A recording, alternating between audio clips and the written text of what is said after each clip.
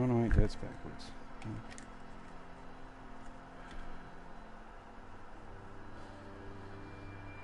There we go.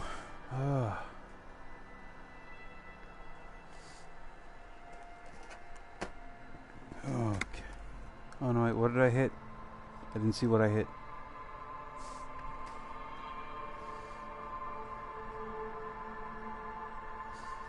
It did not.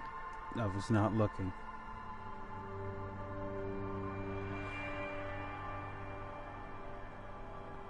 I think I hit new game.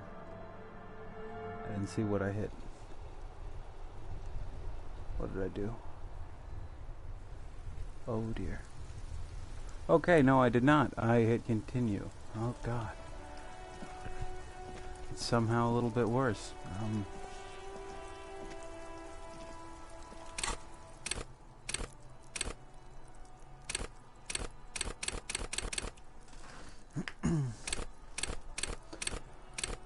Hello, and thank you for coming. Tonight, we're going to be streaming Disco Elysium, a detective RPG that I do not understand at all.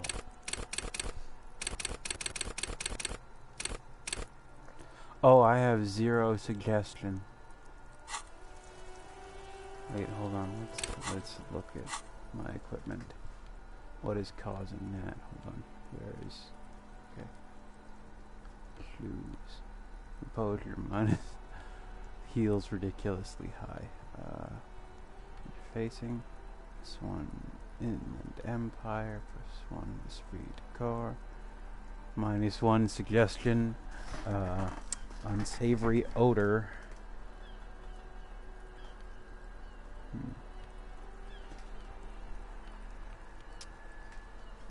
Oh boy.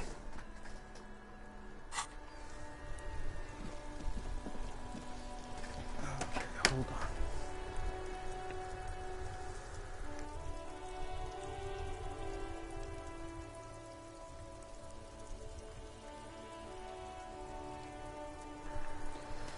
Okay.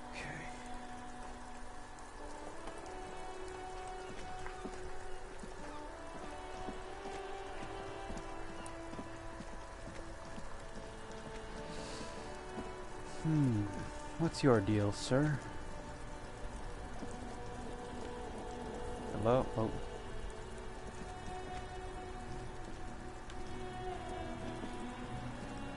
I am a gander and a hunter and a gatherer.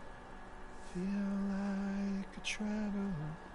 The man mutters to himself, accenting the beats as he goes. I am the law. You sure are, my man.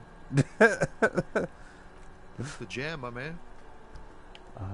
He motions towards the sprawl of the lorries with a The air sweeping from gesture. the east is thick with the smell of crude oils, heavy metals and other byproducts of the modern era. You can almost taste it. What's the jam? Traffic jam for the ages. Harbor gates up the street are shut tight. No explanation given. Workers on strike, scabs agitating. An all-around clusterfuck. Excellent. Meanwhile, we're all stuck here in long-haul limbo for days upon days upon days. Upon days. Glanced south down the road. Limbo, huh? So, that's where I am. That's where I am. Yeah, exactly. Yeah. Can't talk anymore. So how long have you been here? Feels like forever. Like I was born on this here roundabout and this was all I ever knew. Just me and the metal and the tires, the oil and the fumes of mazout. Oh. Okay, I don't know how to get that thing off the screen, but, yeah. Okay, there we go. Yeah, imagine. It's been a whole week already. Snickers. Oh. So tell me, what do you need? Know anything about the dead man, the one hanging behind the hostel over there? He ain't one of us drivers. I know that. All accounted for. Otherwise, I haven't really asked about that. Been wasting time right here. Keep him busy. Busy with what? Analyzing the fundamental structural and psychological conditions of being stranded in the midst of a sea of motor lorries and their sad, despondent chauffeurs. And your conclusion? A sense of surprise there ain't more bodies hanging from more trees. Tell me more about this strike. It's like whatever's going on over at the docks. Workers got a blockade set up, making demands, no way in or out. Going on strike would probably help you dodge a bullet or two. Maybe I should go on strike. Maybe you should. Cops don't get paid much and the hours are long. Plus, you can get shot. Why not? The RCM is a self-managing organization that operates on donations. We promote our own leaders. It would be like striking against your own mother. I don't know my mother, but I'd go on strike against her too for my rights. I guess you've got a point there, and no, your mother. Okay, but do continue. You were asking about the strike? Some pretty wild stuff, I hear. Like a giant new power crane in half the company? I forget what exactly. Good on them, I guess. I've heard talk there's a company rep in town, too. Like a strike negotiator type. They'd know what's up. Precise demands and so on. Ah, yes, from the Wild Pines. We'll meet her soon enough, I'm sure. What do you think the company wants? They want to keep that money flowing in, my man. Ka-ching. Anything else? Yeah, this ain't really my area of expertise. I just do my job and get paid. I have things to do and places to be. All of us do. All of who? Us lorry drivers. Camionneurs. You still hang around here waiting for this mess to end. Most have scurried off somewhere to get drunk or high. Or laid. Not that I blame them, really. Not you. Not my thing. Chasing transient pleasures is a drag these days. I prefer the examined hi. life now. Thinking, reflecting, observing. He glances down the road toward the horizon, a glint of something in his What's eyes. better than chasing transient pleasures? The more transient, the better. When one's ended, you can get onto the next one. He tries his best to look nonchalant, but there's a rigidity in him, as if trying to conceal something warm and deep beneath a cool exterior. Empathy, 3%, white check, let's go for it. Ease into it. Don't go too far. This seems like a personal matter. Man, you look sad. What's going on with you? Hey, Tommy, spill the beans. What's troubling you? My man, I want to know about your soul.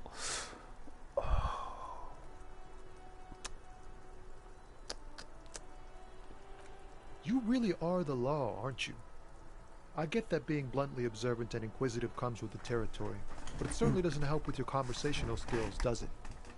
Maybe the full-on, direct approach wasn't correct. Damn, it's tricky business looking into someone's eyes and not doing it wrong. Oh, high-grade narcotics, illegal firearms, stuff like that. Can't even get a few jokes past you, my man. I've got another haul of foul cargo. Mostly sporting goods, tracksuits, and that kind of thing. They usually get shipped to Grad and the Occident, though we've been making headway in the Il Moran market lately. This rockin' beauty. Sure is, like a rash you can't get rid of. You interested in heavy-duty cargo machinery? Neat. For carrying large quantities of cargo a long distance. These found tracksuits need to find their way to the kids way out in Wamrau and Laurent Bird somehow.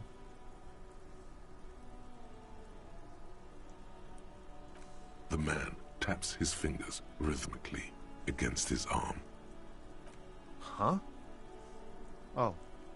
No, I ain't got any money. They don't want to pay for unfinished work. The bosses, man.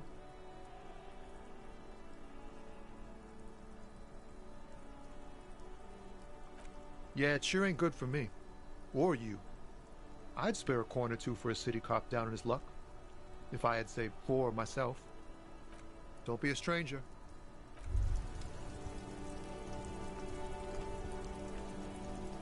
Hey. Psst. Psst. Hey, you. Yes, you. Word on the street is you're ready to start building communism again. Oh, what? Oh, this is incredible. Yes, we've done it. Oh my god. How come again? Yes, you're ready to start building communism again. You've built it before. They've built it before. Hasn't really worked out yet. But neither has love. Should we just stop building love, too? This is incredible. Hold on a second.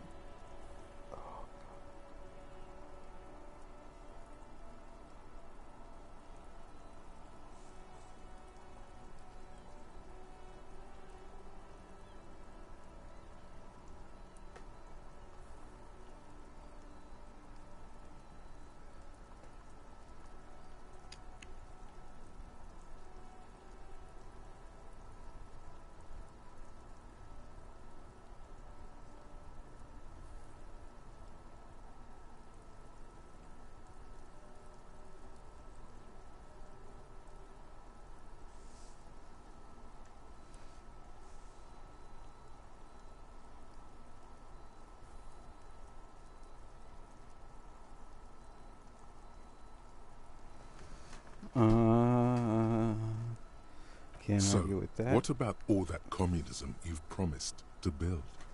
Word on the street is you've woken up from 1,000 years of slumber, promising to erect a version of communism many times greater than any attempted before. Is that true? How come there's word on the street? You keep saying things like, down with the bourgeoisie, eat the rich, sodomize the landowners, impale all people who have more than 25 real in their pockets, literally murder all human beings regardless of their political beliefs. That kind of stuff. Funky style. Very funky. So tell me, do you have any questions before we fire the big communism builder? Or do we get right down to it?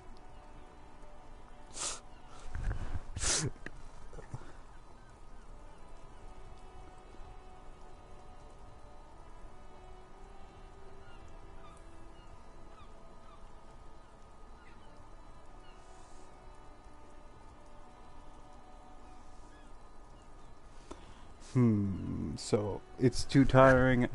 Wait, first, what's this communism even about? Okay. Hold on, I need to share this with the world.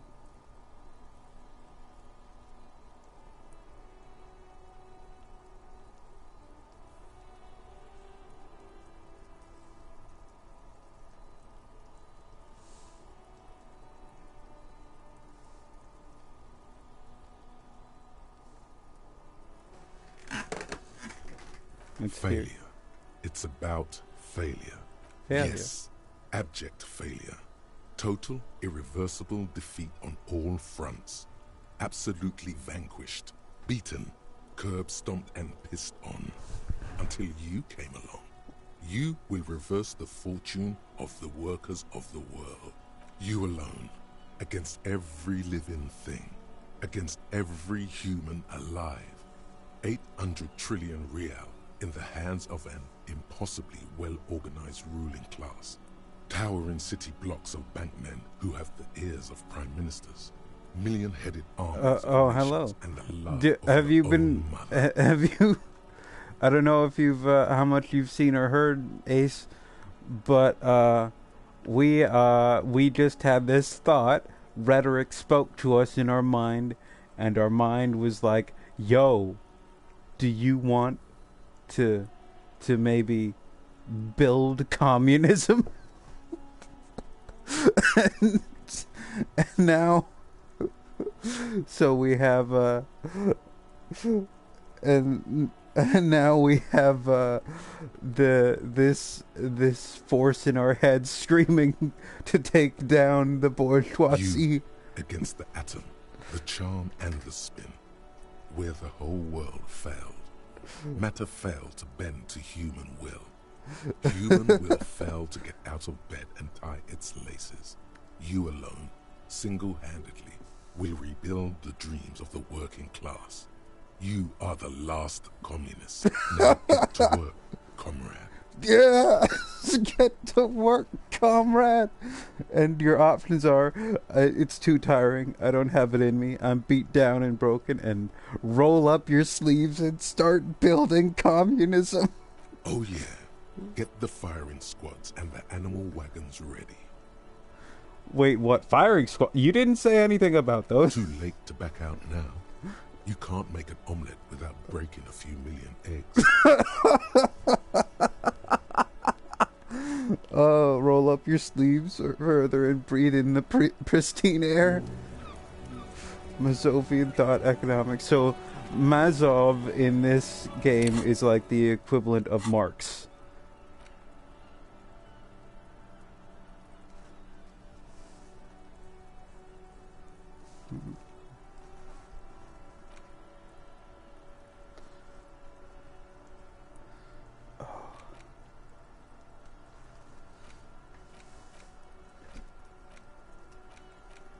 Okay, so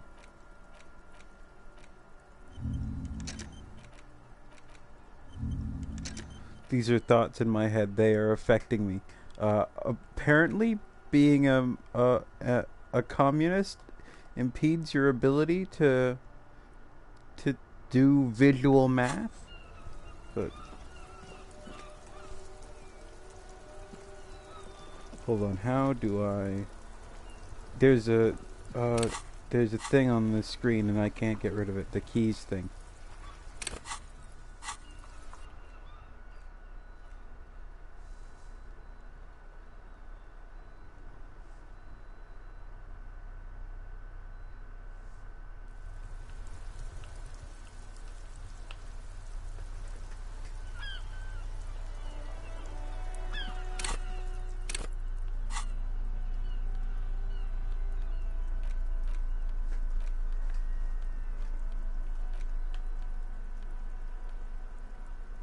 It's just a racist mug.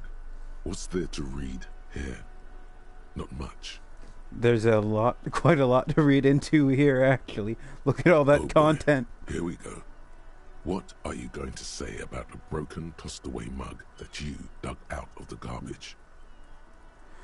This mug is an example of prejudice. I'm going to use it as an example of what not to do.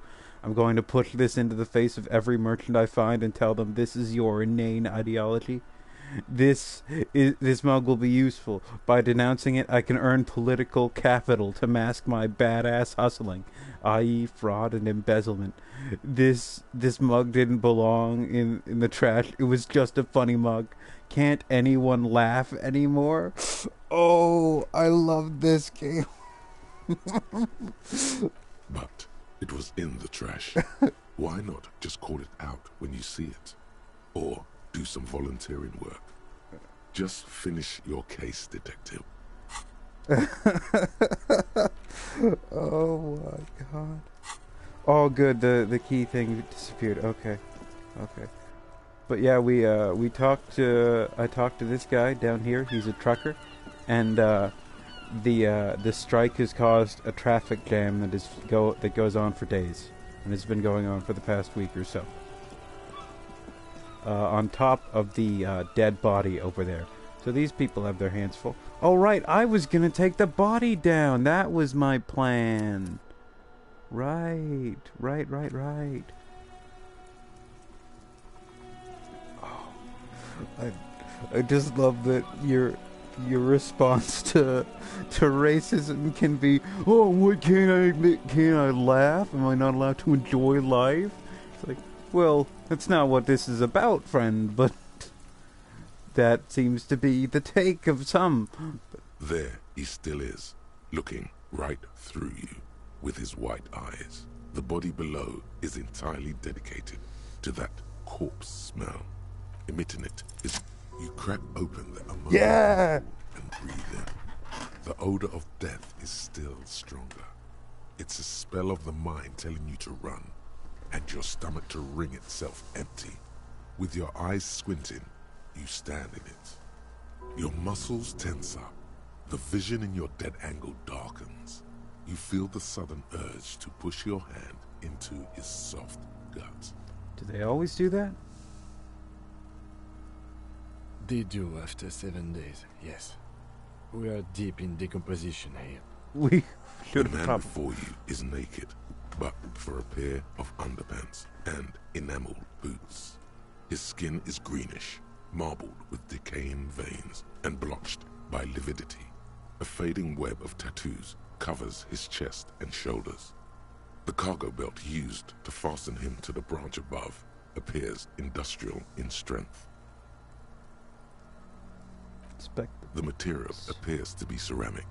Its clean white stands in stark contrast to the decaying flesh above the knee. The man wore thick polymer socks, probably for padding. A fine array of interlocking plates covers them. Delicate and fragile, they feel alien to the world around you, out of place somehow. They're armor, no boots. Technically speaking, these are sabatons. Okay, then, what kind of armor is this? Ceramic plate. Zirconium dioxide, most likely. This is where the make would be. Under the heel. Fair weather. Fair weather model T500 VE. I'm guessing that's vitreous enamel. This is advanced stuff. What happened to the rest of it? The locals probably scavenged it. It would be odd if he had more on after 7 days. We should keep a lookout for these species. The armor could yield information. This is one thing he might actually know. If you wear those pieces, it will help me protect your mortal coil. Why does my Yes, mortal coil bullets will need fly. protecting? They always do. And the coil is fleshy and mush and permeable. Cast it in ceramic shell. Resist death. No, I think he had something precious underneath the clothes. They had to remove the jeans and shirt we found to get to it. And this kind of armor is often worn under fabrics. What if they told him to strip before they hung him? To demean him? He could have been walking around naked just like this for all we know. They usually hang them completely naked for that. La puta madre, the Mazda, the Besmerties and the like. This one still has his underpants. Fucking talking about underpants. Material looks out of place here. It is. It's expensive. The lieutenant draws a line in the condensation on the ceramic with his index finger. We've requested similar material for our tactical units for years now. The constabularies deemed it too costly. In that time, we've lost 6 men to semi-automatics. How much are we talking about? For a full set, about 4 years of wages. Ka-ching, baby, not to the boots. That's a lot, I take it? As a wage, it's regrettably small. But for a piece of hardware, yes, that's a lot. How could this man afford such expensive hardware? That's for us to find out. Mr. Gart implied he was security personnel for the harbor company. This confirms my own assumptions. Just something I scraped together from my station. An area report on Martinez. I'm sure you did the same. These look pretty advanced for a security guard. I agree. This equipment is way beyond what a guard can afford. A small bell-like sound fills the air, like tapping on the side of a porcelain cup. The pry bar in your hand is itching for some action. I don't think we should treat this corpse like a piñata. Sounds fragile. It's anything but. This material is a kinetic redistributor. It spreads kinetic energy horizontally, from plate to plate, dissipating it entirely. See? Faint, organic lines cover the plates where they separate into smaller ones. These plates then divide into smaller plates until there are hundreds of them altogether. Pull the boot off. The stench fills your nostrils. As you push downward, an ominous creaking sound comes from above. Stop! The lieutenant's voice is sharp. He looks at you with the boot under your arm. Pig's gonna pull his head off. Brutal! Oh, this is a bad idea, isn't it? You're going to pull his head off. Do it, homo! You can say, I'm not a homo, do what? Or I'm gonna pull his head off, right? Yes, that's what I said. You'll compromise the coroner's case if you do. So please, don't. What are you trying to achieve in here? Why are you hanging on to that boot? These boots would go super well with my bell-bottom pants. This is advanced enemy technology.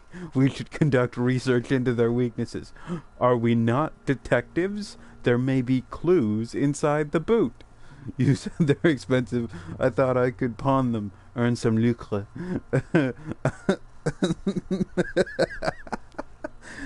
I'm sorry, I didn't even want to take them off. I just thought I should try. Try what exactly? I wanted to see what happens. I have no idea why. I just do things. There's no underlying reason. I don't think we should do anything just for the hell of it. Besides, there's no way you're getting them off. All the organic matter in his body has been flowing down into the boots. They are fused to his feet now. Why do you think the locals haven't scavenged them yet? I just wanted to see. There might still be a way to peel them off, but first the body needs to be down. And second, it would probably be better if the lieutenant wasn't around. You can say sounds like a plan, accept or steal a dead man's boots, but that would be dishonorable. Refuse for honor. Alright then, you can pay the hostel bill in honor points. How many honor points have you collected? There are honor points. What's going to happen at the post? Okay, got it. Processing will take care of that. With the situation in the morgue, it will yield nothing. But we must pick our fights. Should we continue? The cadaver slowly twists on the cargo belt, his torso covered in tattoos, and extremities blotched pink and blue. The hangman's knot is pulled tight by the weight of the corpse below.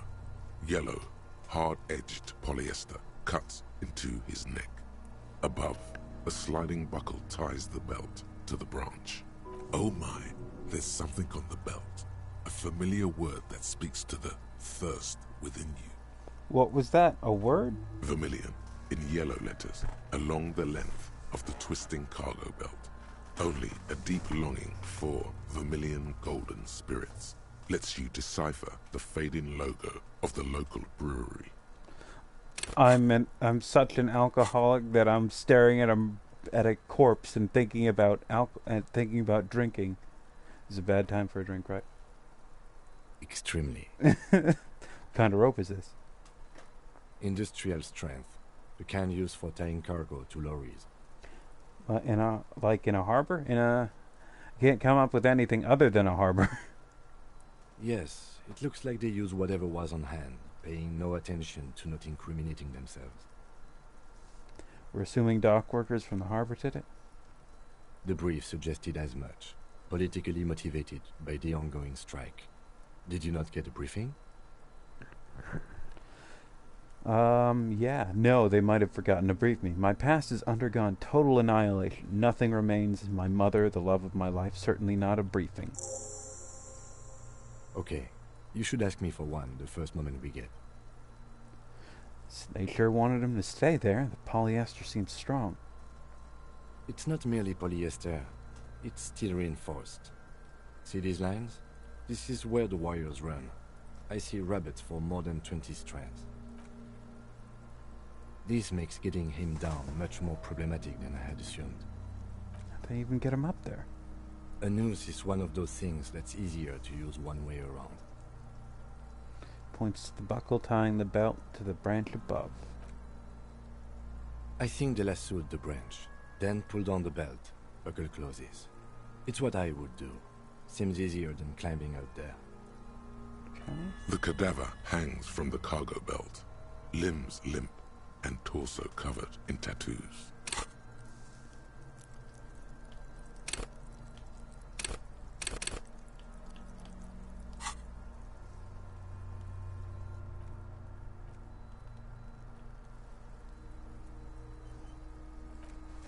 intricate web of blue lines stretches across the torso, from the right shoulder to the solar plexus. Each time they intersect, a small white star is formed in their crossing. Hundreds of fading asterisks riddle his skin. Their concentration is highest around his heart. Is this a map of the night sky? Is this a microelectronic pattern, or is this a national pattern? Of no nation that I know of. If anything, it reminds me of religious illumination, last or penultimate century. Men who live harsh lives often turn to innocentic worship. But which one? I see no trace of a humanoid figure. The pattern does not stir patriotic or religious sentiment in you. What it does is speak to the wounded, limping animal, the male in particular, unable to communicate in anything more than grunts. It's impossible to tell if its advice is right or wrong. I'm missing something here. So am I. A sudden ringing fills the air as the lieutenant pulls down the zipper of his orange He wears jacket. a wide leather belt around his waist and a gun holster under his arm.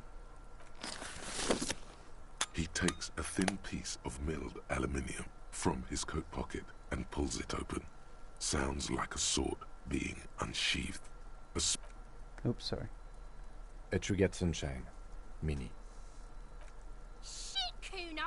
What the fuck is that? An instant color camera.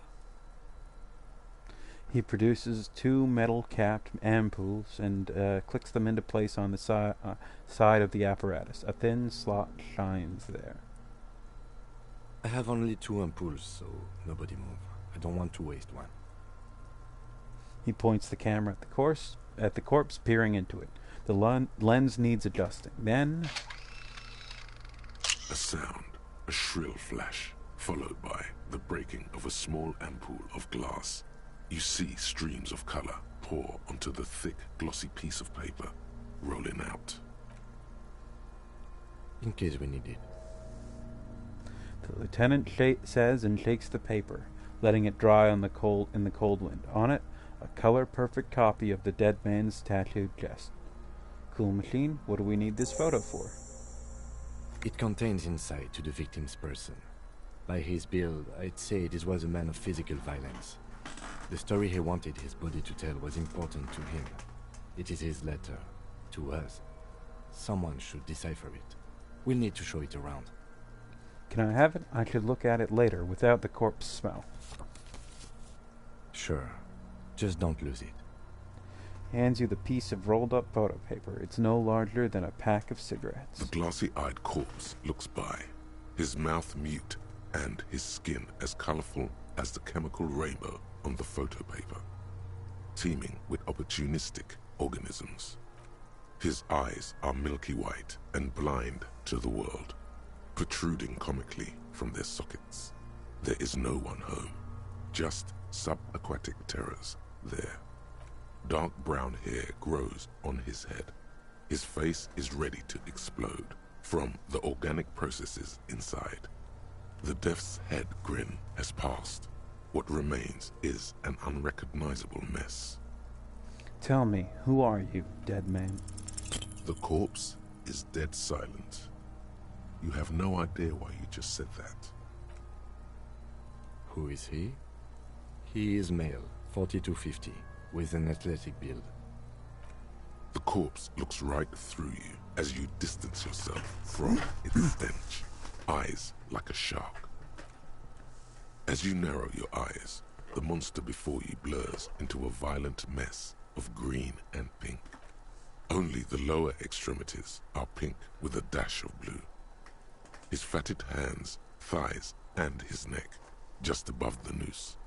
The rest of the corpse appears dark green in the cold spring air.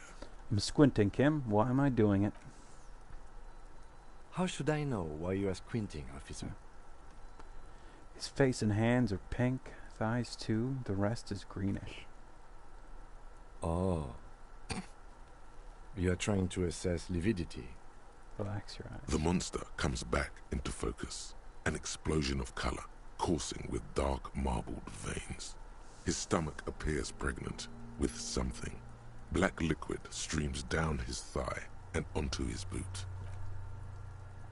So, what do you think? I think he's dead and about to explode. Think he's dead? I don't know what to think. What do you think, Covers? No, something's coming out of him. Should we worry? His stomach looks like it's going to explode. He's beaten up. See the bruises? There's a strong buildup of gases, yes. Rigor mortis becoming livor mortis. He'll be fully limp by tomorrow. I don't think he'll explode. I hope not. Something is coming out of him. A pool of blood and feces has eaten into the frozen mud below the man's feet.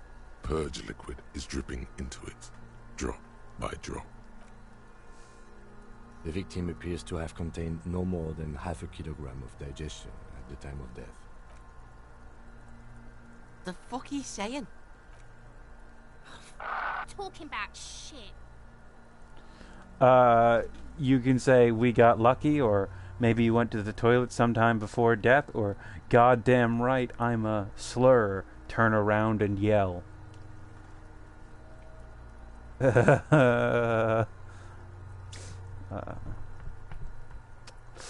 We should probably just talk to our cohort.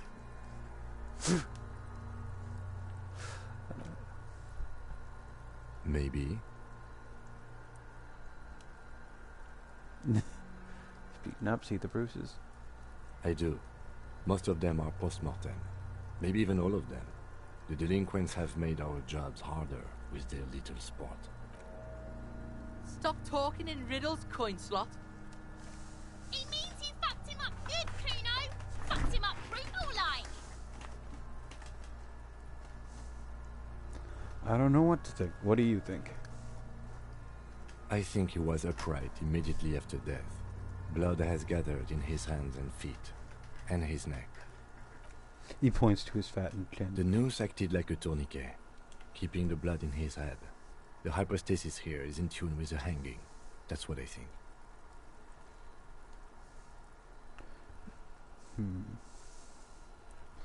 Could it still be he was moved after death? There's always a chance. We should check for ligament marks on his neck to see if they're in tune with the belt. We'll have to get him down first. I think he's dead. I agree. Totally. Totally. This Buster's not coming back. Deadity, dead, dead, dead. What is dead anyway? What is dead anyway? He's. But there is no breath to catch.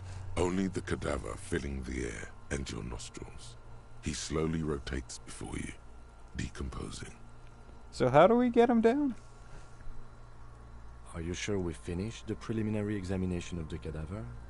We might miss some of these things once he's down. Step back and have another look. The cadaver slowly twists on the cargo belt, his torso covered in tattoos, and extremities blotched pink and blue. An intricate web of blue lines stretches across the torso. If you want to re-examine the tattoos, looking at the photo would give you a better, more detailed view. Yep, the preliminary examination is done. Let's get him down from here. Ooh. The steel-reinforced belt presents a unique challenge. I brought chain cutters, but I don't see a good angle of approach to the belt. The cadaver is a good 1.2 meters up. Neither one of us can reach the belt without assistance. And even if we do, there's the question of cutting it. There's no question. There's only cutting. How hard can it be? I can cut the belt easily, and I already have the chain. We could saw the branch. Seems like a lot of hassle. Let's not do it. Just leave it there. Maybe we could shoot him down. Maybe we can ask for help from the harbor. That seems like an extremely bad idea. Can someone else do it? None of ideas. Let's have another look at him. We could saw the branch. climb up there and saw the branch? Yeah, either one of us could do that. Do it. We could use the kid's ladder on the side of the tree. Yeah, it seems dangerous. I don't trust that ladder. The assailants didn't use it. It's rotten and less sturdy than it looks. And I don't see another good way up there. Honestly, I prefer a non-acrobatic solution to this. Clown cops climb tree, fall down. Enraged cop assaults children after falling from tree. Cretin cop, they like that word, saws the branch he's sitting on, literally. Local children report corpse mutilation. Fuck yeah, climb that shit, monkeys. See, you're only making them do those things less. You're right, the risks are too high and there are too many. Yes, we should use acrobatics as the very last option, after we've tried everything normal. Oh, these have got to be the most fucking boring multiple parts I've ever seen. I can cut the belt easily and I already have the chain cutters. I don't doubt your physical prowess, officer, but that's aircraft strength material, and we do not have a secure platform to perform the procedure on. The risk of acrobatic failure is one we cannot take. We must not become comedy for the locals. The fuck have you got against comedy pigs?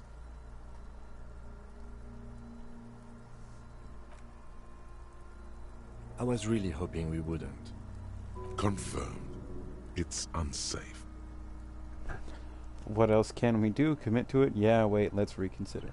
Wait, But what phone, go other on. options? The corpse twists on the belt, like chicken on a skewer.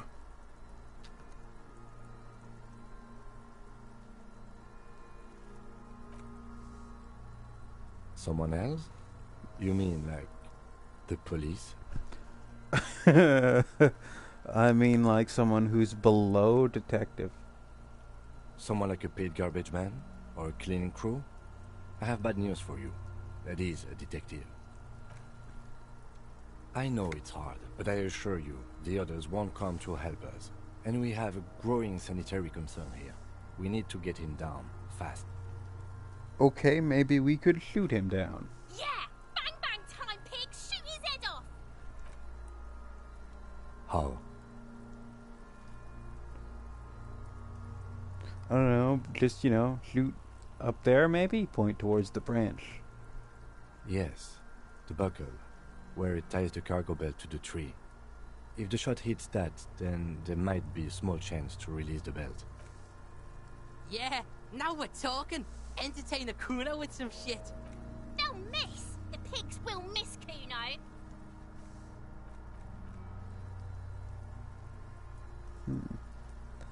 Okay, actually don't, take the shot, Lieutenant. What's the worst thing that could happen? Actually don't, this has bad idea written all over it. Wait, let me try. Say nothing, let him choose. I don't know, maybe it's better not to. Wait, let me try. The lieutenant's brow is furrowed. He appears too deep in concentration to even notice what you said. Silence. With his elbow sharp, the lieutenant unzips his jacket and produces a lightweight firearm. He drops a paper cartridge in the barrel, separates the scouring stick, and gives the cartridge 5 tucks, securing it in place. He then steps back and assumes the fellow's position, taking aim. The corner of his eye twitches. His finger is on the trigger. Say nothing. He's gonna fucking miss! The kid's voice is drowned in a shrill blast that echoes off the walls of the surrounding tenements. A cloud of smoke slowly parts in the air as the lieutenant steps back and says to himself, God damn it. a lot of things were wrong with that shot. The fellow's was the wrong choice. His shoulders were raised, but above all, oh my God, that was so many types of wrong. Who taught Four Eyes to shoot? Whip up a grueling training regimen for him right Sorry, now. I skipped there. Beat the man into His His eyes go, were go. not good enough, apparently. Fucking idiot! Mookabat asshole! Kuno could have hit it easy, but then Kuno's not fucking handicapped, is he?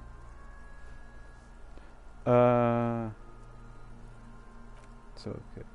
Kuno's sorry too. Kuno feels sorry for the Beano Cloud. The lieutenant doesn't say a word, just looks at the gun in his hand. I think you have your sports mixed up. Bitches fighting. No, we are lucky as it is.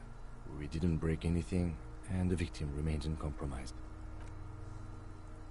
Any more mistakes could put us in an unfortunate position with the locals.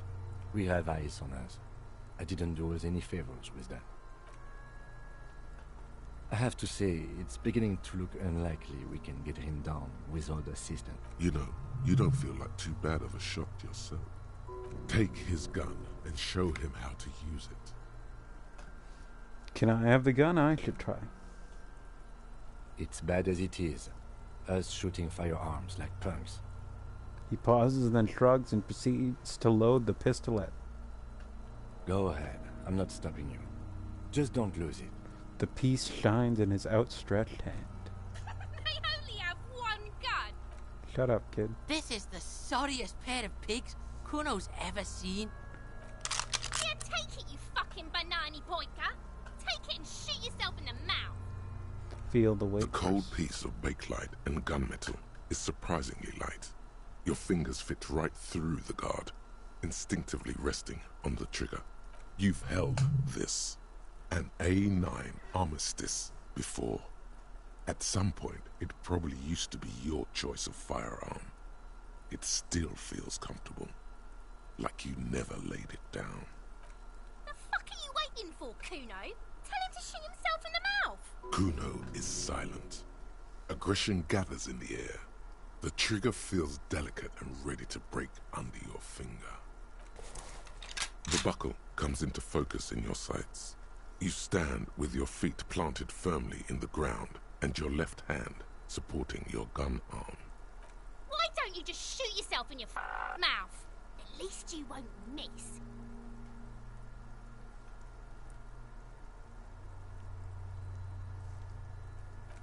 Your field of view narrows. The branch slowly moves, becoming entirely two-dimensional. The metal buckle glimmers, catching the noon light as the corpse slowly rotates. Look, he's crying. You gonna cry now, fucking faggoty?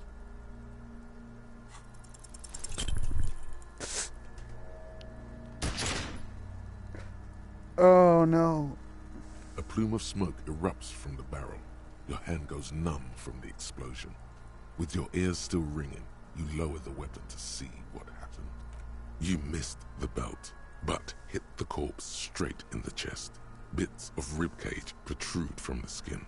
No blood, only a murky sludge dripping down his belly. The sudden stink makes your eyes water. Oh my god, he's gonna fucking cry! I knew it! What a mulko! Ask for another shot. You'll get it with the next one. The goddamn light reflected off some window. Surely. Your choices are can you reload it, please? I need another shot. There's something wrong with your weapon, Lieutenant. It keeps missing. I don't want to do this anymore. This is boring. Or start crying. You're sensitive. The cadaver is already compromised bad enough. We don't have to make it worse. It came out wrong. You made it sound like you're some sort of roulette addict looking for a fix. Ask again. More control this time. Please, Kim. There. Victor Power wants to fuck up again bad!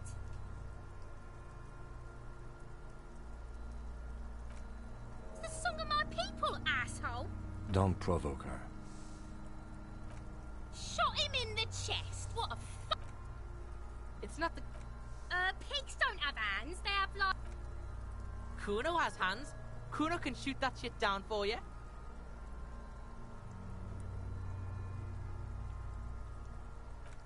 That's preposterous! What are you, fucking up? We still need to get him down, somehow. The bad way. The way I didn't want us to. By asking the Harbor for help. They have the tools and the men. If they put him up there, they can take him down too. But To ask won't the it be suspect dangerous? for help with the victim's body? To be indebted to Everard Clare? Very much, yes. Which is why I would have preferred us to handle this ourselves. Clearly we can't. Suck my dick, bitches! The leader of the Union. A dangerous and corrupt man, from what I hear. You don't want to owe him much.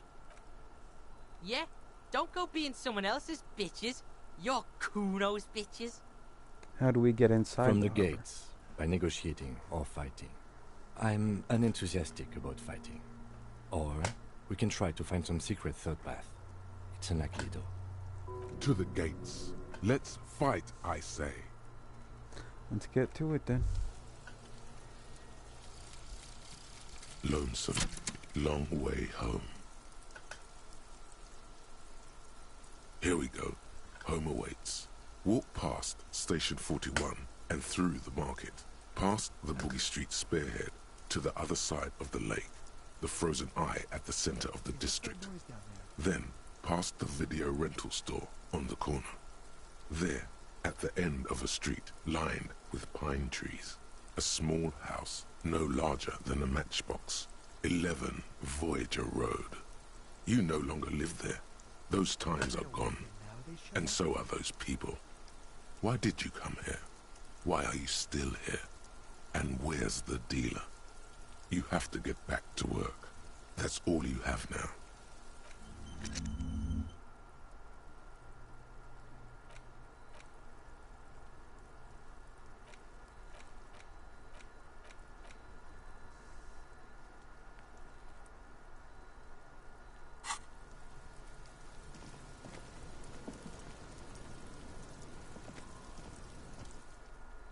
Look, see? It's the fucking wolf!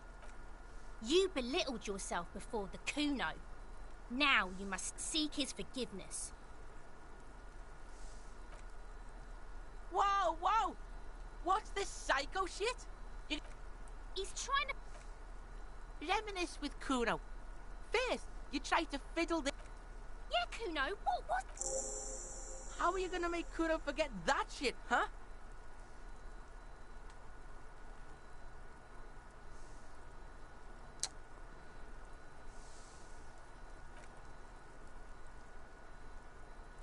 What are you doing?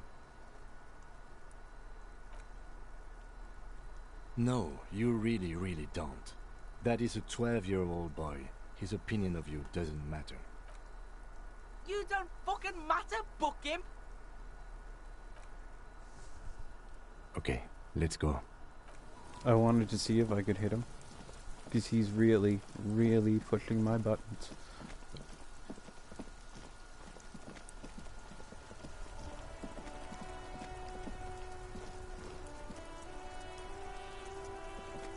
The worn and beaten wooden planks of the bench do not look overly comforting. We can sit on benches after we've solved the murder. Let's go.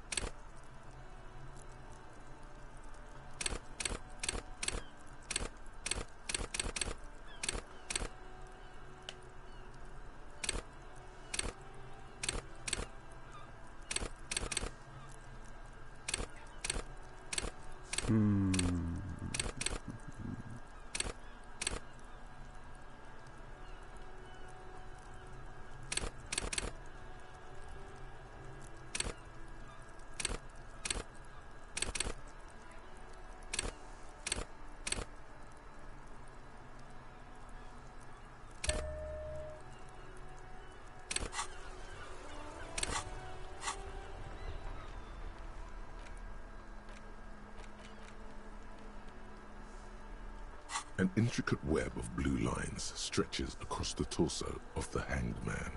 The pattern still kind of has an ethnic feel to it, but nothing familiar. Gone. For you to discover. You've gotten as far as you will without assistance.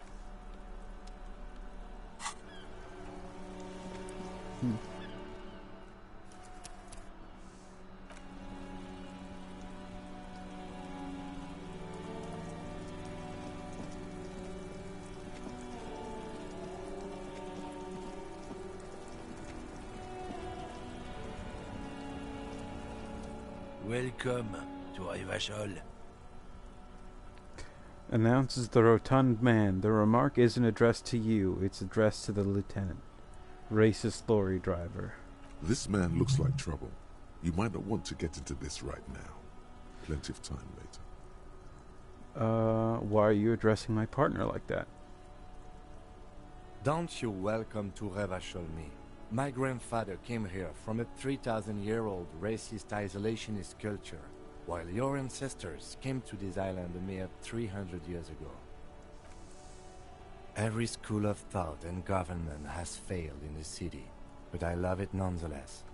It belongs to me as much as it belongs to you. You tell him.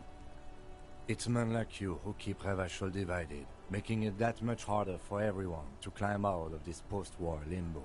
So we are in a limbo. Oh, come on, man. I just said, welcome to Rivachol. It's a lorry driver thing. I know exactly what you meant. You think my kind doesn't belong here, that I should watch myself and behave. But you see, I'm an officer of the RCN. It's actually my job to make sure you behave. I would advise you to remember that. Silence. The air between them becomes tense. Your partner needs backup. Now's your moment to shine. You can say, fucking A, Kim, I've got your back. Well, I think we all learned something here. Now that's settled, we have a couple of questions, giving him support. You do make a cute couple. You know that.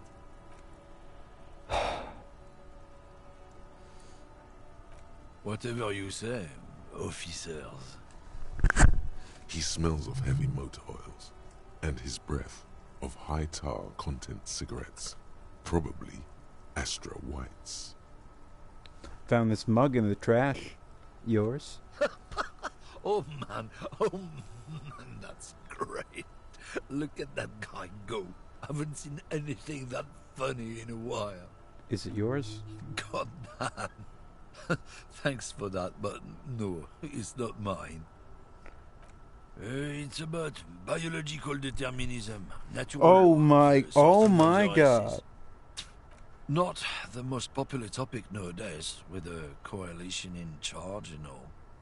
You might want to change the topic. Oh my That is, god. bury your head under the sand like common sheep. I want to break Change his face. the topic. The way he says it makes it almost sound like a threat.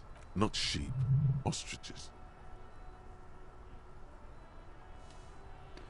So our responses are sheep don't bury their heads, ostriches do. You mixed up your metaphors. I get it. Someone has to be the unpopular guy. That's the way to be a racist. So you're a racist. Makes sense. To be honest, I can't remember what that means. Please explain. I'm going to ask him to explain. People who've studied these things say that you and me are superior by design. So, naturally, we Occidentals should be in charge. Obviously, you can see the merits in that. If this guy's all the Occidentals have, well, let's just say he's not exactly ripped. Say, okay, what else have you thought up? Yeah, I can really tell you're a prime example of superior design. Right, I've already made up my mind. You want to hear it? Oh? We can say, yeah, I think I can get down with racism. Yeah, I'm not down with this. Why don't you go fuck yourself? Or, okay, sure, whatever. I'd really rather talk about something else. Coward option, piece of shit option, strong, good, great option. Don't push your luck, runt. The man gives you a disgusted look, then turns his attention elsewhere, ignoring your presence. Oh, no, we're not done. Looking for something odd? Come to tell me to fuck off again? It's about... Not... Change that. Not sheep. Whatever. Go back to your college class, Pino.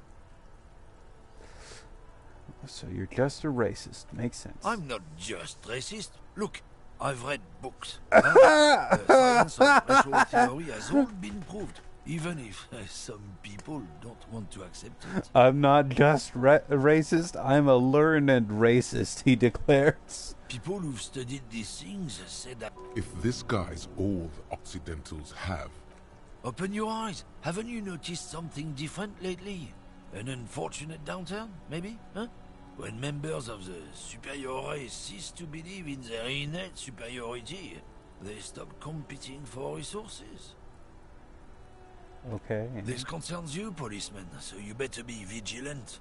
The damn kips are showing up good lately. Same with the mosquitoes. Oh. And the other intruder species too. They're on the precipice of cultural victory. Uh-huh. It's true. Also, you need to realize the dangers of mixing races. Who knows what might happen if people don't stay in their birthplace?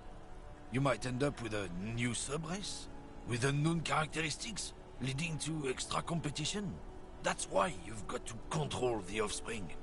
Yeah, I'm not down with this. I'm not down with the genocide there. That's exactly what he's talking about. Don't push your... Why can't I hit him? Where is the hit option? Why can't I hit him? Let me hit him. Oh, not much anymore. I'm here to pick up some cargo, but the dock workers are on strike, so it's a sit and wait on your ass situation. The strike How long has this been going might on? have been at it Month for or a two? while. Okay. A month, 2 months maybe. But this here is just the last week or so. What kind of cargo are you supposed Apples. to... Apples? Yeah, apples. I take it you had other questions? he's given you the runaround. Let's be honest, you were bested. Damn. He's lying, but... Like, he wouldn't be shipping... A family party. Science says so. Says smoking doesn't cause... Yeah, I don't think that's what science says. Oh, they're much hunkier than you.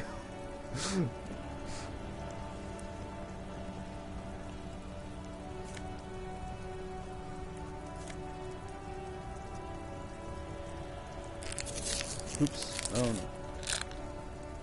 Oh, okay.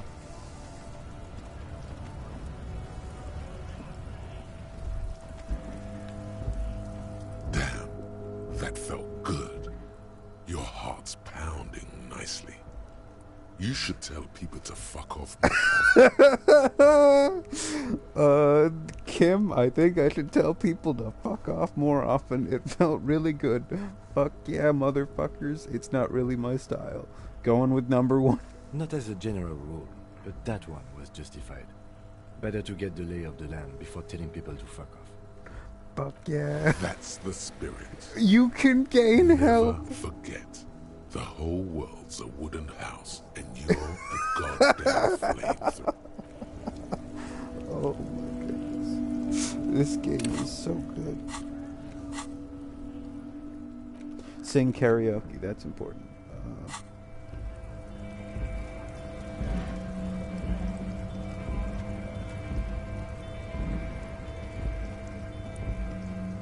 I have asthma. There's actually no proof. What do you? So do you think it just like this? Do you think the smoke that comes out of the cigarette is different? Do you think when you exhale that it just goes away? What do you think is happening?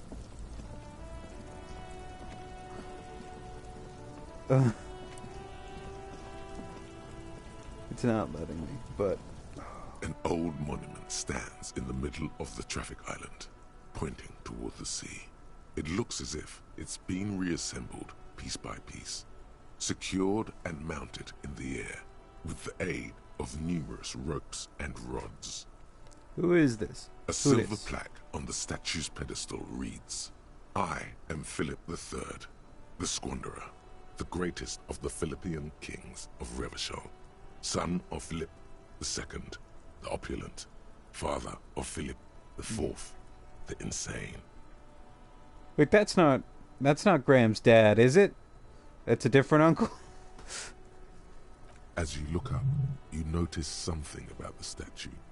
There are some odd indentations on the king's chest piece.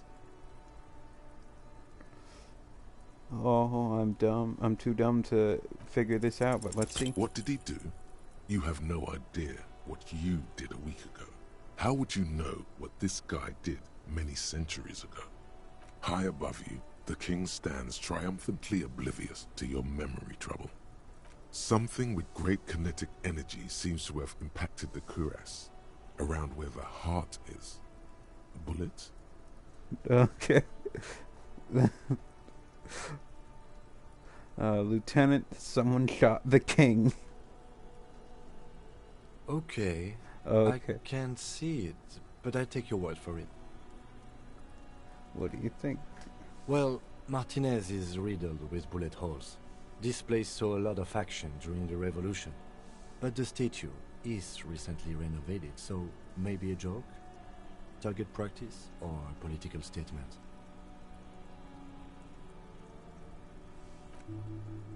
Why not? What this shows us is guns aren't too uncommon here, and people still shoot them, sometimes at kings.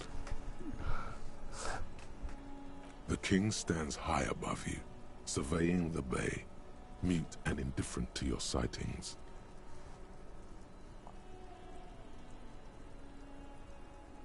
Ah, okay. I also have a large family on both sides. Not all of them are white though, so it's a bit different. It can create tension sometimes, and that's always fun, isn't it? Yeah. Oh, hey, a person. Let's talk to this person. The woman still has her eyes fixed on the photograph in her hands. In the background, the radio plays. Excuse me, ma'am, I'd like to ask some questions. No response. Wherever this woman is, your words fail to reach her. Alright, I'm gonna snap my fingers in front of her face. Wait. She's just a distracted old woman. Better to leave her alone. Why? Why? I just told you why. If you say so.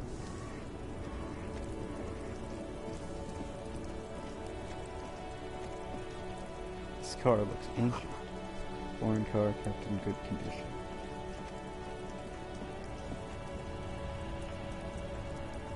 Money. Ground. Money grubbing cop on the ground. Oh, can I? Lorry stuck in okay. the traffic jam. This big, heavy Grad-made machine is well kept for such an old machine. The windows are clear. They've been recently washed. You can see a lorryman's cabin with personal belongings, stickers, insignia. What kind of The stickers driver and has insignia? adorned his space with a substantial collection of peculiar paraphernalia. Proclamations about honor, strength, and purity are glued to various panels. Okay, so it's that guy. A large metal pendant hangs from the rear view mirror. The pendant features a sun crown with wavy rays. The back end of the cabin has a small perch to sleep, large ashtrays. There are several suns and wheels sewn into the curtains. Racist nationalist paraphernalia. Not unusual in this part of town. This is our guy. Think this lorry belongs to our tough guy? Likely, yes. This guy's proud of who he is. Drapes it all over his machine. There he is, in front of Rita, smoking nervously, hoping it's over. He was acting tough before. This probably scared him a bit. Who knows when it will come in handy? A slightly scared, racist lorryman.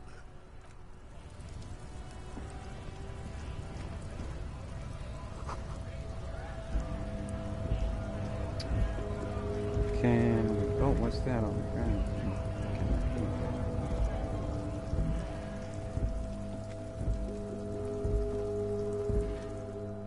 for something odd?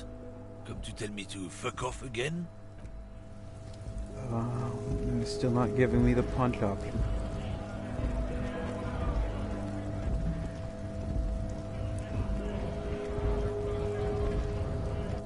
Scab?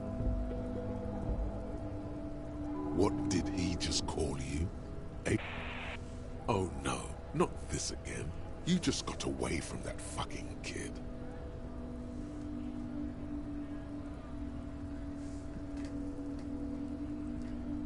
I'm not a scab, I'm a cop.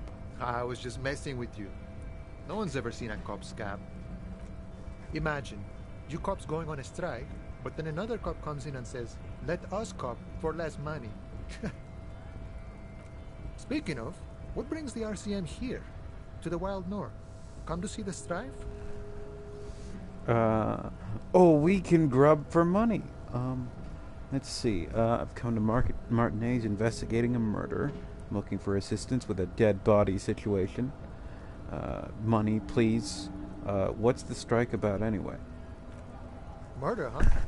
That sounds like a lot of hard work. You'd never see me investigating a murder. It's actually very fun and easy. You're right, it's almost impossible. I'm 91% certain I'll never get it solved. I have no idea what I'm doing. Maybe you want to help me solve it, and I'll solve it by telling me who did it? Of course, Policia. It wasn't me. You can rule me out. Easier that way. Looking for assistance with a dead body. Body still hanging in the tree? Hey, that's a rough pickle. Can't help you with that, sorry. I'm not really an admirer of dead bodies. Might be someone else from the Union can render assistance. What's the matter with this wimp? Is he obstructing justice? Does this mean you can let me through the gate? I don't operate in that capacity. I'm not a granter of passage. The passage grants itself. Aye. Walk right past Measurehead and go in. Past Measurehead? Yeah, the 2.5 meter tall Semini supremacist there. Walk right past him. Right. Then press the button to unlock the door. Uh-huh. Then go past him again. Uh-huh. Okay. And you enter the arbor through the office. Está. For some reason, it doesn't seem like it's going to be that easy. Don't worry, I'm sure it's not completely impossible. For example, you could best Measurehead in a physical confrontation. Or you could convert to a Semini supremacist worldview. Or, maybe it actually is completely impossible. Has anyone here ever bested him in a physical confrontation? Not yet, no. He's incredibly strong. Nothing a couple of solid hooks from Dexter and Sinister won't fix. You can name your fists have names. Jean-Luc himself would say the philosophy has proven overly heroic for the scabs to convert to. Not enough intuition. Sure. I'm a bit short on money. Sure thing, my friend. I can help you out. Try to catch it. The coin lands into your hand as if it has always belonged there. The swallow returns. Appreciate it. Always glad to help out the RCM. Shame I can't do more. Things are meager at the moment due to... You know, the winter's fat is slowly running out and all. Still better than scabbing, though. Union has problems getting Nothing by? to worry about, really. The jam's a bit of a mess. Cargo can't get in or out. The rationing is a bit stricter is all. Supplies should last the strike, though. I'm always glad to help out when possible. Not like these slithering scabs. You know, serious business. I'm sure the big boss will be glad to tell you. You'll have to ask him first. Feels like he's hinting at something, but you're too hungover or dumb to understand right now. He's tough. Gotta get moving. Okay, so I want to be dumb and go and fight the big guy.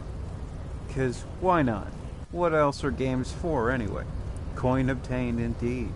$4.3. Who's this? I don't know who that is. What the? Okay, he's just hanging around ladies. Your body betrays your degeneracy. Wow, that's Wow. Yeah, Measurehead. His body totally betrays his degeneracy. Your body does not betray your degeneracy. That's a lie. You're in great shape. Say nothing, size him up first. Are you admiring my morphophysiology? A ripple of muscle passes underneath his skin.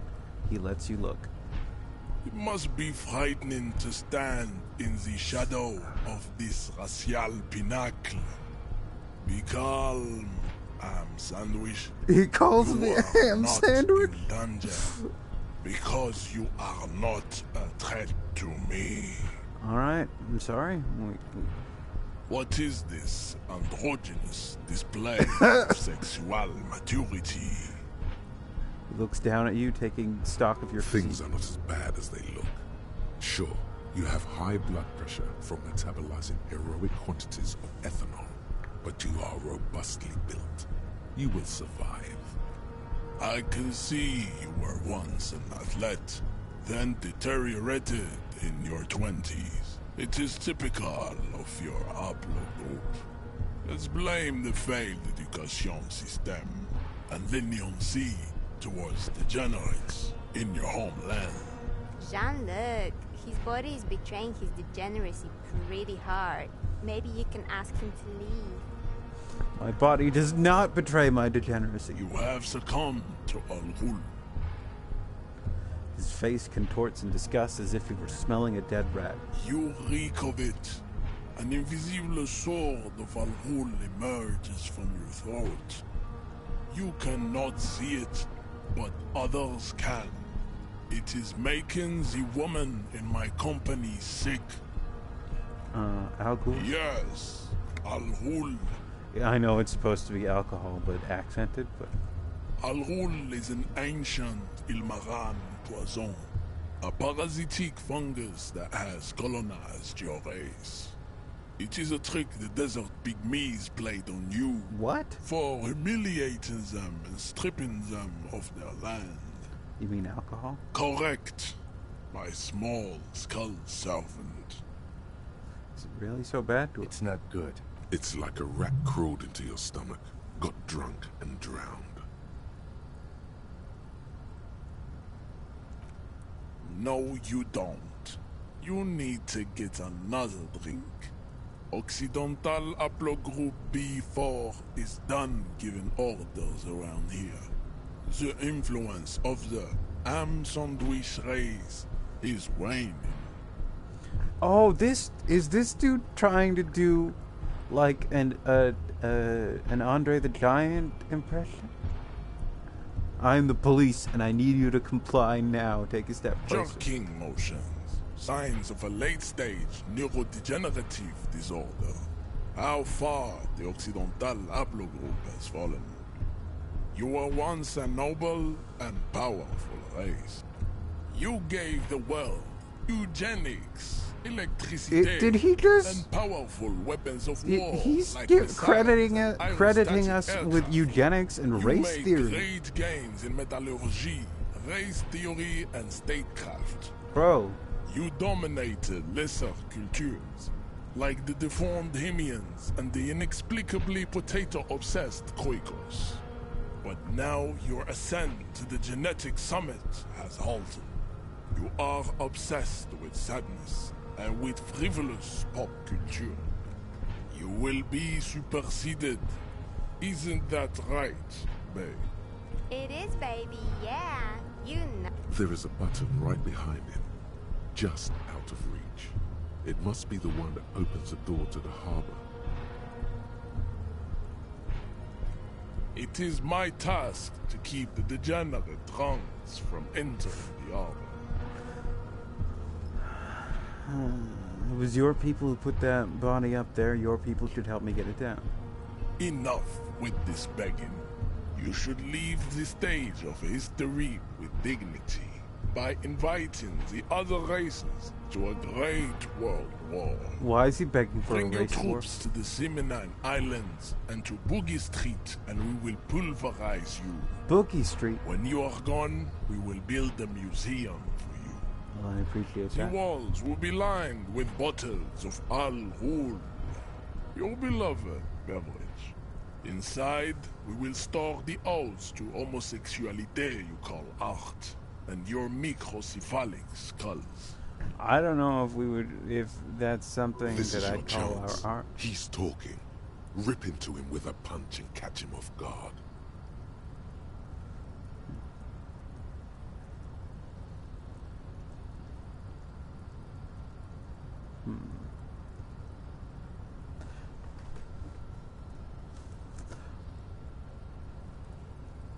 Let's see. Racists are generally not very good examples of their race. Welcome to Revachol. You hear him yell at a redhead woman visiting the fritter nearby. I am not like them. I am craniometric perfection. Oh, he's a big I have phrenologist. taken Okay. the trouble to permanently draw a phrenologic grid on my skull and features. This should dispel any doubt. True, that is a noble cranium, but you got a hard noggin yourself. You sure I'm not craniometrically superior to you? You exhibit forward projection of the jaw, indicative of schizophrenia and sexual inaccountability. From a purely aesthetic standpoint, the dimple in your jaw makes you look like a baby. This is not craniometry, just an observation. What else? It is impossible to see any more of your bone structure. It is covered in the ravages of Al-Ghul. From what remain of your features, I can see fleshy lips, baldness of the head, and long arms relative to lower limbs. This leads me to conclude you are not a police officer. You are a common criminal, an offspring of murderers and sailors from Sur-la-Clé and Vesper, and possibly even the degenerate sheep herders of Ubi. Interesting. So one of my ancestors was Sur La Clef and the other was Vesper. Your racial heritage is uninteresting. It is the same as all Revacholians. Your parents and their parents made the decision to reproduce while under the influence of Al-Ghul. That is the only reason you are here. He's right there. It's almost impossible to get it on unless you're both drunk. It's too scary when people are sober. All right, here we go.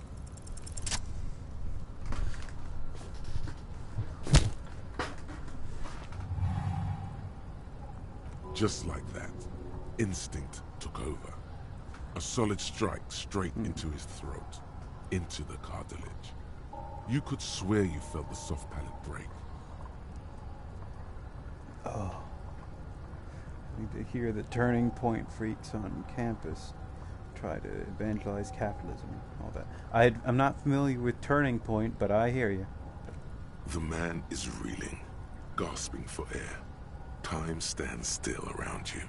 In the distance, the sounds of the harbor are falling silent. All you hear is a small gurgling sound as a trickle of blood appears on the man's lip.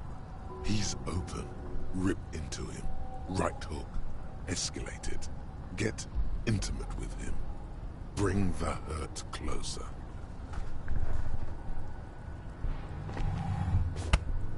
Oh! Oh no! Oh no! Oh no! Oh God. Wrong move. Your head is in his hands, like a pair of forceps crushing, and you can feel every jewel. Say it. I am a degenerate drunk. Take the pain, goddammit. At least take that. Never. Even under the increased force on your skull, there is no pain. Just the sound of your own blood gushing in there, feeding your mind with oxygen. You are a poor player of physical chess.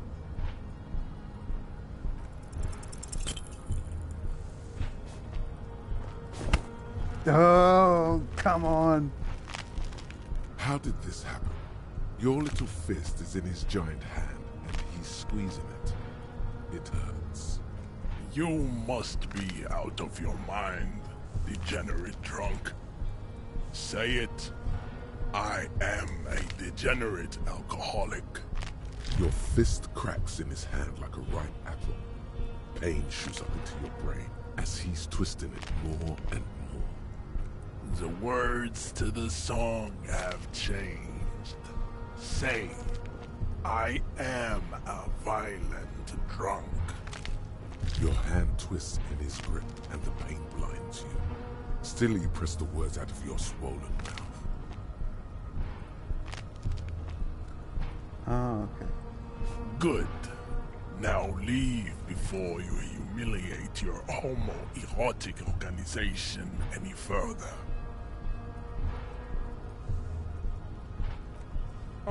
Don't be vulgar. White or not has got little to do with this. The race enigma runs much deeper than that. Yeah. You still serve them. How does that factor into your life? Mr. Clare is a man of vision and means. He has the will to confront polycultural capital. Something your race, naivistic communists, never did.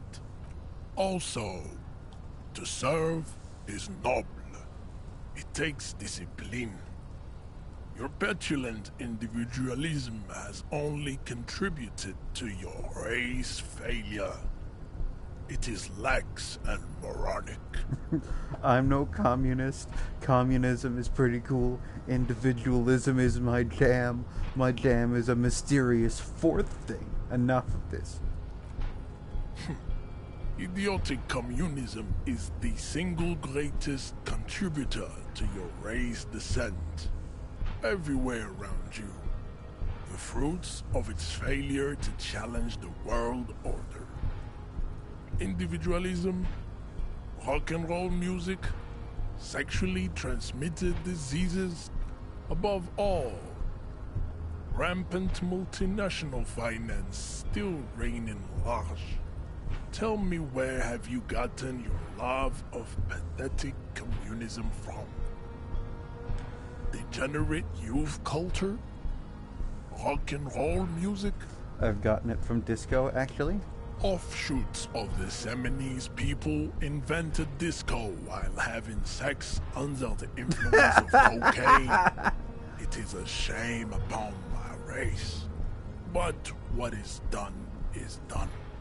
I am not surprised you enjoy it so much. This has happened to many of the side products of the inevitable cultural victory of the Seminoles race. I can see that. The Seminoles are the South Island race, haplogroup A4A, the rightful masters of the Insulindian archipelago. We descend from the Areopagites of ancient Pericarnassus and arrived here 4,000 years ago. We are the future. That is all you need to know. I am a descendant. The narrow streets of Ulembuir are with me in my genetic dreams. I see young Seminoles women walk into the grey mass on Ile de Fantôme, waiting on immaculate conception from the pale. So you did not come from the islands? No. I have heard about it on the radio. Okay, so this is not nice, but I'm gonna insult it. I'm from Couronne, and no, it is not just in Revachol. The city is central to the Simony strategy. Spreading through its trade networks, our culture will dominate the world. You have heard enough about our phylogenetic secrets for today. You have extinction to come to terms with, And never getting that dead body down from the tree. I think this racist is better than the last. But the next racist. How do you know there will be a next? There always is. Race is reality. Do you know anything about this mod? Does not so much as glance at the object. Is your kind of thing? Stop showing me your pathetic cup. I have no interest in it. Does he strike you as the kind of man who puts mugs into trash? We still need to get into the harbor. We need help with the tree situation. There must be another way.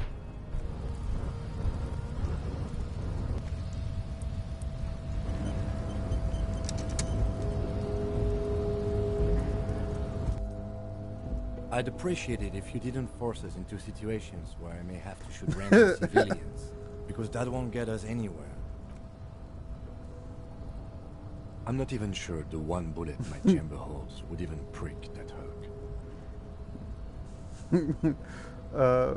But he's the one trying to provoke me. Okay, I was trying to assert my dominance over him, but I was fighting bad, unsavory ideologies. I'm a hero. How else are we going to get through the gates? Can't promise that. I might attack him again. Alright, fine, I won't do it again. I was fighting bad, unsavory ideologies. We are not here on some political quest. We are here to solve a crime. Don't make the situation any more volatile than it already is. There must be some other way. Let's go see the yard again. It faces the other end of the harbor. We're done.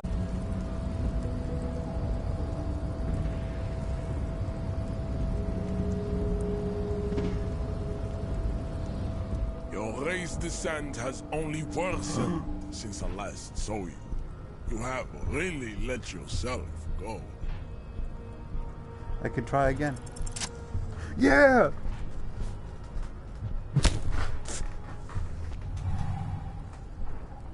Just like that, instinct took over.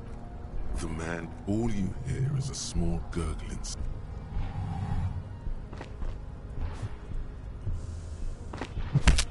Oh my god! Oh! It's brilliant! A dull thump, like a broken down puppet of muscles and sinew. For a moment, he still tries to keep his head up, dazed eyes looking at you with unimaginable surprise.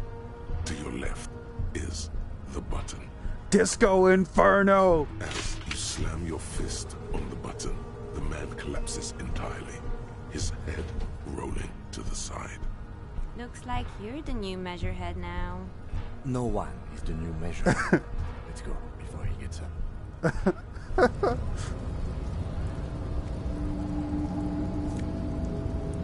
Oh, okay.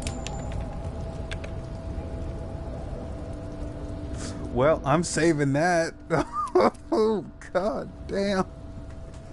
I didn't pick the roundhouse kick because it seemed like the failure option. But all right.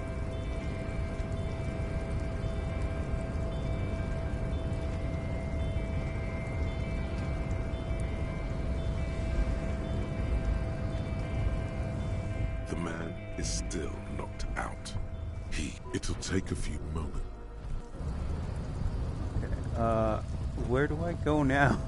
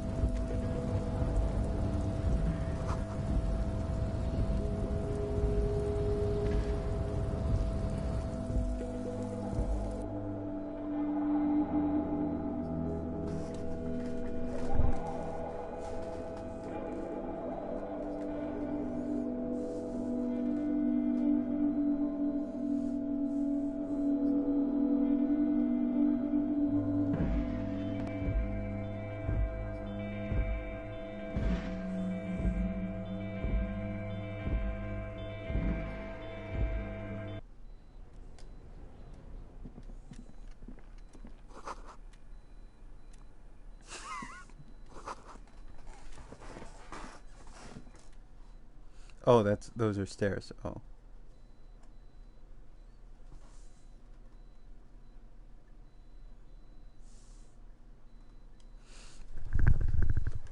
Oh, I can't believe that worked. It was incredible.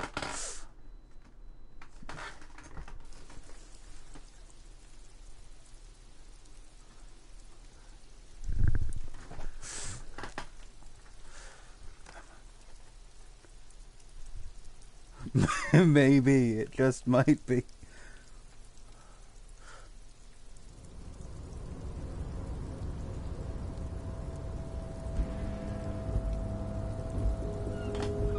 Oh, okay. Is this a way to go? Oh, what the? Looks like someone left his tarpaulin cloak hanging on the railing here. There is a white rectangle clearly visible on its back. Look, Lieutenant, someone left their cloak behind. Yes, it was probably you. It does bear the RCM insignia, after all. Think I should get it? The service cloak issued to you by your station? Yes, yes I do. As your fingers touch the tarpaulin, it almost feels like the cloak wants to deliver a message of comfort through your fingertips.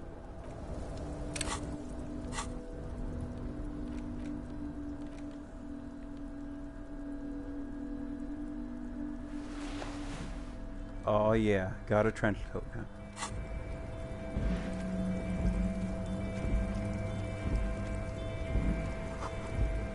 Rainwater.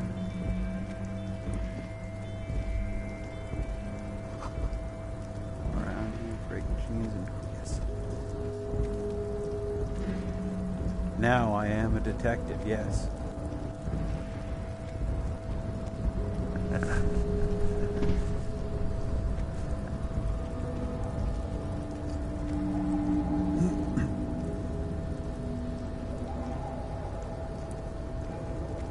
Man, this is making, I know this is just what construction equipment looks like, but it makes me think of Final Fantasy VII a lot.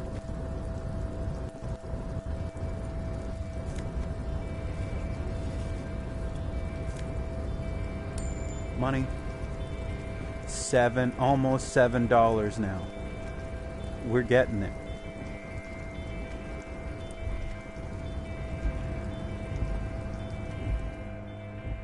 Yes?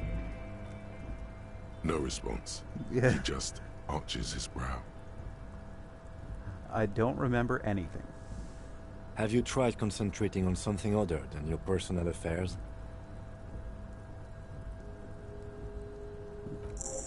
Fine. We should get through this day first. Off hours begin at 9 p.m. If you're still having trouble then, I can give you an orientation. Focus on other people's troubles, not your own. That is a relief. Your heart beats twice like a fist. The serotonin deficiency makes your teeth clench. The lieutenant glances at his electronic wristwatch. A moment passes. The lieutenant glances at the sports watch on his wrist.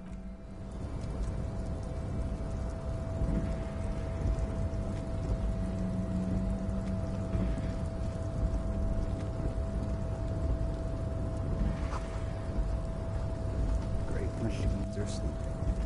Oh, this looks like... Oh, okay. Yeah. Vermilion. Okay. It's here. Money! We have $7.68. Wealth! We have wealth.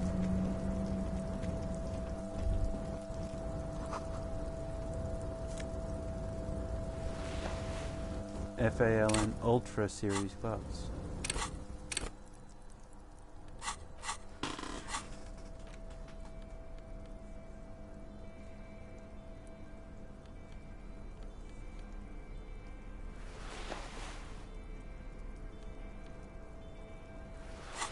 Now let's just stick with those for now.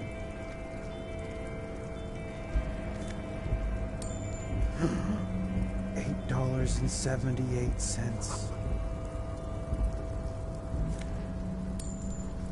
Oh, we're in the money. Who the hell is that? Container, container, I'll turn you nice and red. Container, container, put the logos on. Container, container, used to be Wild Pines. Container, container, now belongs to Everard. Everard, Everard, Everard, he looks after everyone. Huh? Well, hey there. How can I help you, mister? I see you are not a union man, mister. Did you get lost? You're not one of them scabs, are you? What is it with you people and scabs? I mean, I don't personally mind. Folks is just folks, you know, and folks gotta eat. Just some of the other guys don't look too kindly on the scabbing kind, if you know what I mean, mister. Oh, I'm just making some covers for them containers here. Yes, I am, yes, I am. So it's easier for the crane operators to spot them.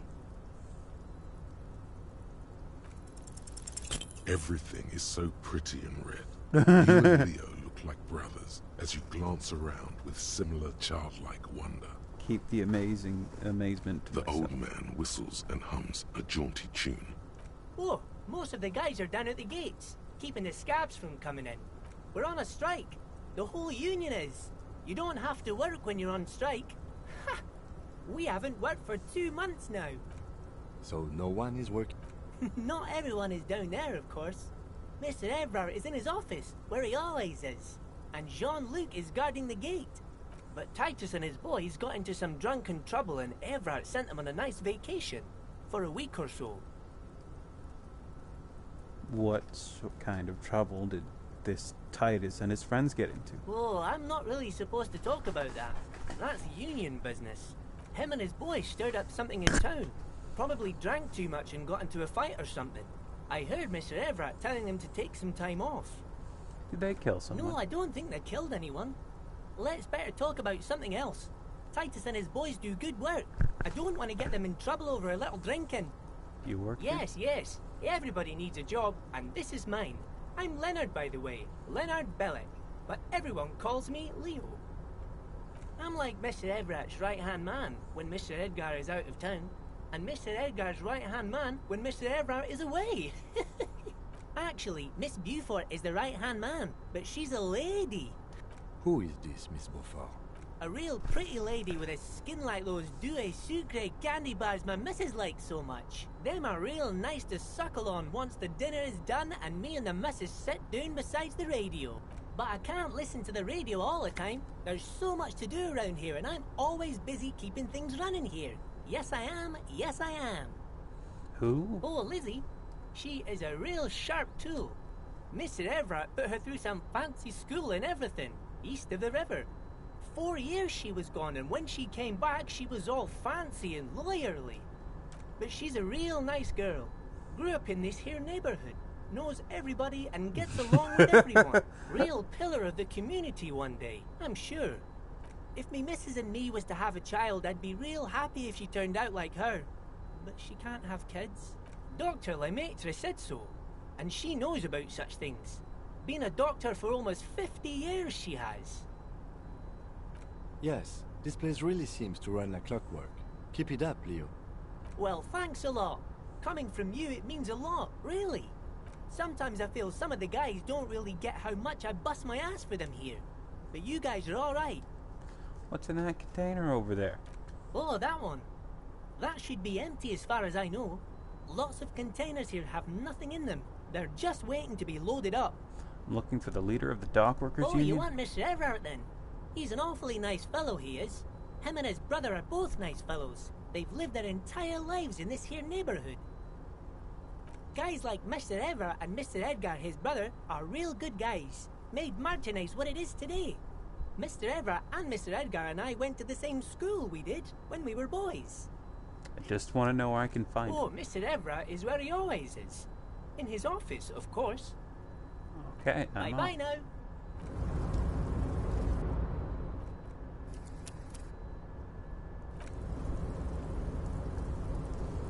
How far along am I on those thoughts?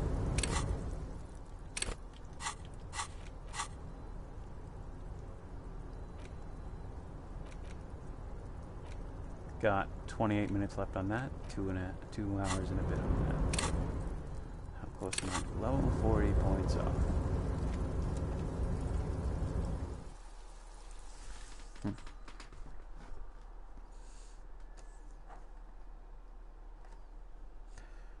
Man, this game is going swimmingly, even if I'm failing a lot.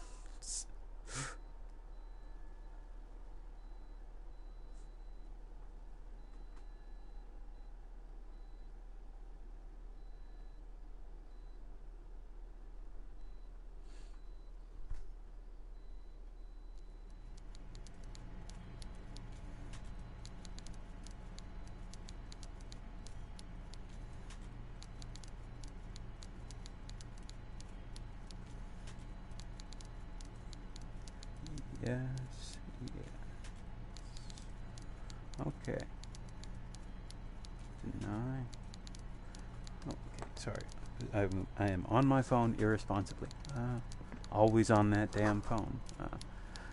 Giant coffee in the thermoses is still lukewarm. Coffee in the giant thermoses is still lukewarm. Stair made of pallets leading up. Alright, buddy, we're going to punch you. You're the final boss.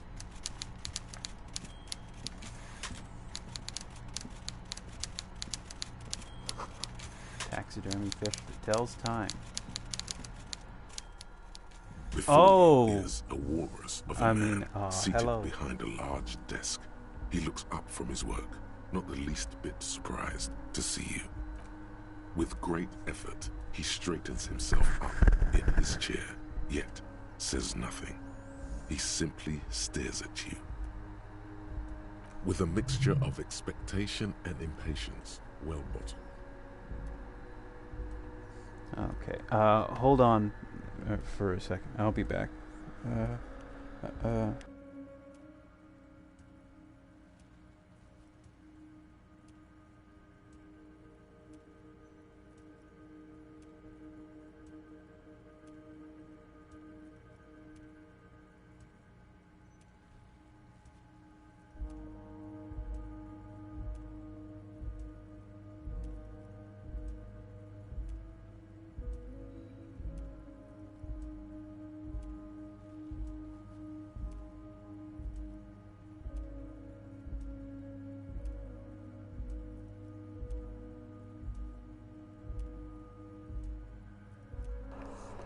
Are you in charge of the dock workers?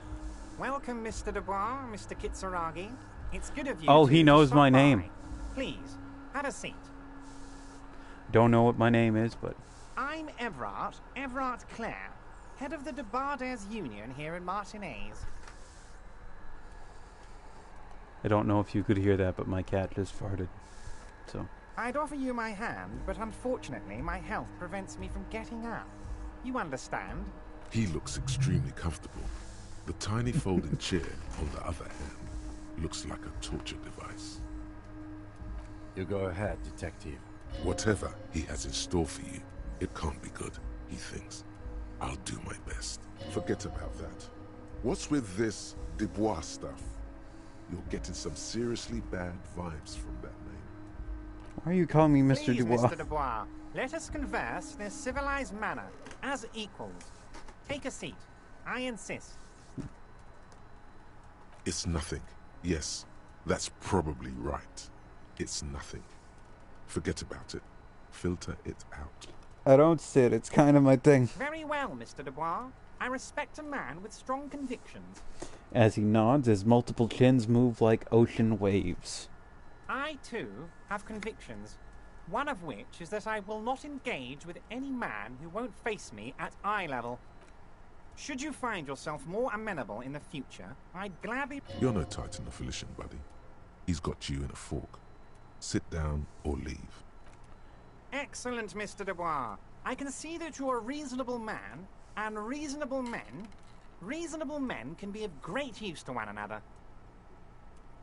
Remain serious. So tell me, how can the head of the Debarders Union help a representative of the Revachol Citizens Militia today? The chair is incredibly uncomfortable. Fortunately, your ass is made of iron, and the chair is made of wood. Iron beats wood. You manage not to shift around too much. I have an ass of iron. By the way, I heard you got a rather rude reception from a certain Lawrence Gart. Some people have no manners, it pains me to say. This should take care of that nonsense. He points to a giant novelty check on his desk. It's absolutely comically huge. It should be sufficient to cover your expenses for a few days and patch over your differences with a cafeteria manager. Go ahead, take it. He points at it again. Wow, that's 25 real. That's good money. You need it. Wait, you know Guard? Yes, I know Lawrence. He's a real character. No union man in him. A real piece of work, that boy is. I'm not taking it. Okay, okay. I respect a man with principles. No handouts, then. Because you...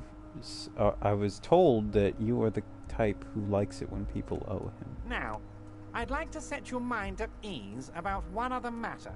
Your lost gun. Let me assure you, Union people are on it as we speak. I've got my best hounds looking for that lost gun.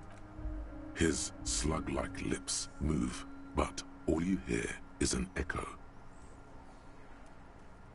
The world is swallowed by a black hole of fear. Only 2 words escape its gravitational pull. Lost and gun. How do you know about my lost gun? I know everything, Harry. Right now, I know that you're worried. Don't be worried. Everything's going to be all right. It's not like you left it loaded. You didn't lose a loaded gun. Local children aren't out there playing with it right now, pointing it into their own mouths. It's in a safe place. I just know it. I have a feeling everything's going to be all right. It was loaded. There were 2 bullets in it. You always keep at least 2 barrels loaded. Oh man, look at these modifiers. -2, the chair is killing you. +1, your ass is iron. Kim. Officer, we will deal with this later. We don't need Mr. Clare's help with this. I wouldn't be so sure about that. God, you're sweating. Your knee is jerking. You're about to cry, aren't you? You're about to cry because you lost your gun and those children are going to shoot themselves with it. No, I'm not about to cry. Mr. Dubois, you don't look so good. What is this, Mr. Dubois? He keeps repeating.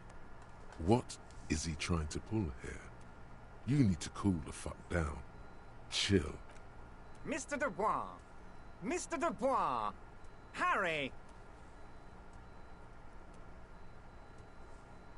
There are no Harrys. Mr. Dubois, are you okay? Maybe you could use your hands somehow. In a kind of throw-in motion. Like you're throwing that Mr. Dubois act right back at him. He's Mr. Dubois. What an odd demonstration of... you got me, Harry. I don't even know what. As entertaining as it was, I'm afraid we're wasting our time. And I'm an extremely busy man, as I'm sure you are too. Okay, enough. We are here to ask you some questions pertaining to a murder investigation. Took you long enough, Kim. Here's your window. Get yourself together and ask him questions. Police officer questions. You go and ask me.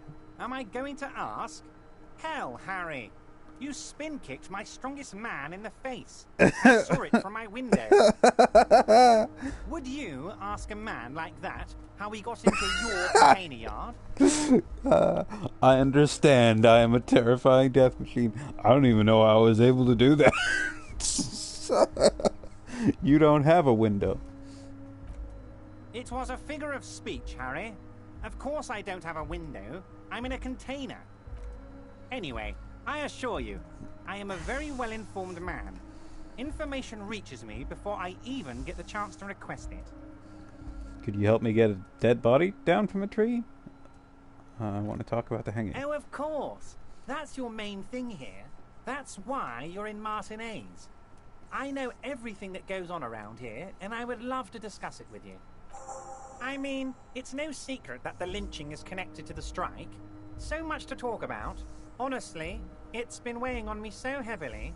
I understand you need to interview me. But there's a thing that's been keeping me up at night. I want to talk about the hanging. I mean, if we could just calmly talk, exchange information, we could blow this thing wide open. Yes, that sounds good. Let's do that. But I can't think straight with this thing weighing on me. You're police officers, aren't you? I have a crazy idea. You guys are basically door-opening machines. Incredibly talented at opening doors. You've heard wrong, Everett. We're not. Oh, you're being too modest, my friend. But don't worry. This annoying thing I have is completely legal. I just need you to open a door. Does this jiggling ooze think he's going to use you? He's got another thing coming. Play his game, son, with your eyes peeled. He's going to slip up, and when he does, you're going to come out on top. Harry, my dear friend, I am what people call a local bigwig. I know everything that goes on in Martinez. Harry, I'm a very busy man, and more importantly, I don't have that extraordinary physique you do. You look like you could run around all day. You want to send someone a message that the police are working for you. I repeat, I'm a very, very busy man, Mr. Kitsuragi, and therefore I must occasionally enlist outside help. So what will it be, Harry? Whose door is it? Oh, no one's. It's just a weasel.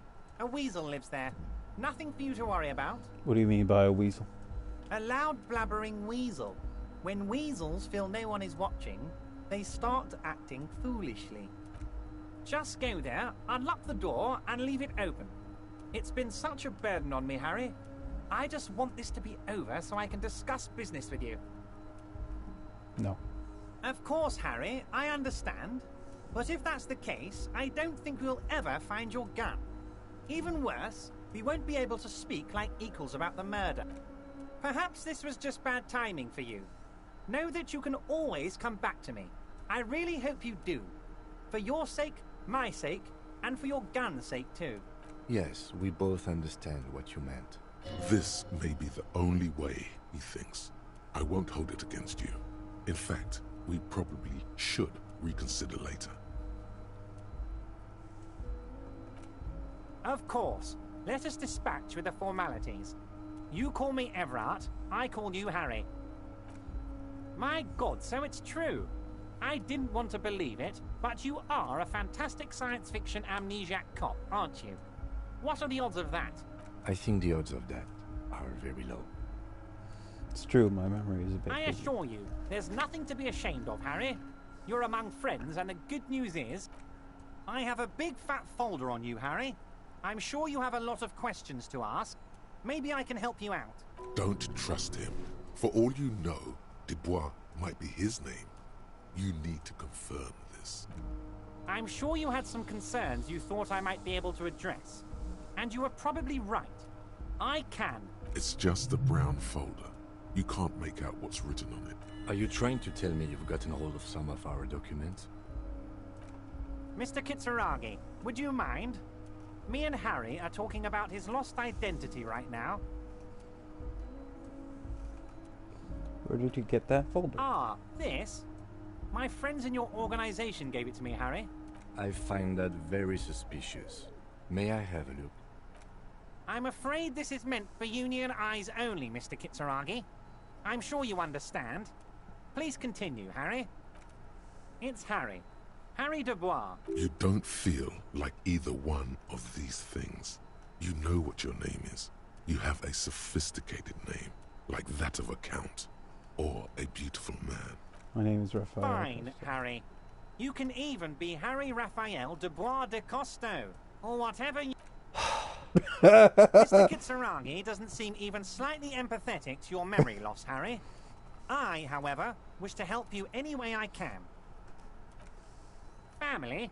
Harry, you're not a family man. There's not one peep of family in here. Unless you think you're a family man. Do you strike yourself as a family man, Harry? I think I do. Yes. I'm sure you're going to make one little boy or a girl very happy and proud one day, Harry. Harry, you're not simply a cop, you're a star. A bright shining star in the drab law enforcement sky, outshining all other stars. You're a superstar. No. No, I am definitely not a star. Nonsense, Harry. You lit up this container when you walked in here. You're my golden boy. He's probably just making a guess based on your recent activity in Martinez. Everard's large hands are covering the folder, but the look on his face says, I know everything about you. Oh, Harry. Oh, wow. This is really something. I'm sure it's not that bad. At worst, he has an old RCM. So how about it, Harry? You need assistance, I presume. Of course, Harry, of course. Let's not linger on personal details and You might have noticed. Oh my. Don't... Mr. Clare, the man was hanged with a cargo belt. A steel-reinforced cargo belt. It's safe to assume the Union had something to do with the murder. Besides, getting the body down would benefit all of us. It's a stain on the neighborhood. You're a community leader. Help your community out. I can certainly see how having him up there might start affecting some real estate values. But of course, all joking aside, I am going to help you. Jean-Luc, the cop who bested you in physical combat is here, and he has a little dead body in a tree problem. Namely, he needs it to be taken down. Please extend him this courtesy. You can find Luke down at the gates, but you already knew that. Anyway, he's going to help you, now that he's back on his feet. Yes, your lost gun. My best men are on it. They're turning every stone, searching every playground, asking kids, grandmas, everyone. Your gun will be found, Harry. Let me assure you of that. It's just a matter of time and effort. The only way to find it seems to be working with him. He might even be holding your gun hostage. Harry! I was only trying to be tactful. A lost gun is a dangerous thing. I can't have it around in my neighborhood. Kids could be playing gun roulette with it as we speak. Teenage gangs could be arming themselves. Get a hold of yourself, Harry. I assure you we are working on locating the missing sidearm. Excellent, Mr. Kitsuragi. That's excellent news. Looks like we have a friendly gun-finding competition on our hands. Let's hear it, Harry. It's Harry. You don't feel like either one of the... And I can work with you, Harry. Now, what else can I do? Of course, Harry, of course. Wait. You need this to get in and out through the gate. Here, you're one of us now. A real red and white Union man. Take care, Harry. I do not like him at all. Mazovian socioeconomics. 0.000% of communism has been built. Evil child-murdering billionaires still rule the world with a shit-eating grin. All he has managed to do is make himself sad. He is starting to suspect Krasmazov fucked him over, personally, with his socio-economic theory. It has, however, made him into a very smart boy with something like a university degree in truth. Instead of building communism, he now builds a precise model of this grotesque, duplicitous world. Downtrodden in the communist.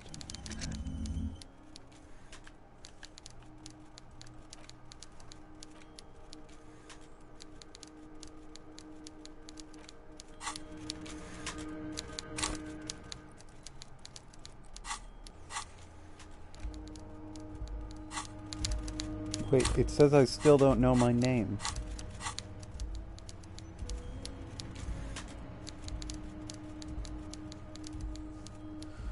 Oh man, okay, hold on, look at this. It says, Superstar Cop 3, Apocalypse Cop 0, Sorry Cop 2, Boring Cop 0, Communist 5, Fascist 0, Ultra-Liberal 1, Moralist 2, Good Cop, Bad Cop 3, Honor 1, People Killed 3, Cases Solved 216, Years in Service 18 years of service. Wow.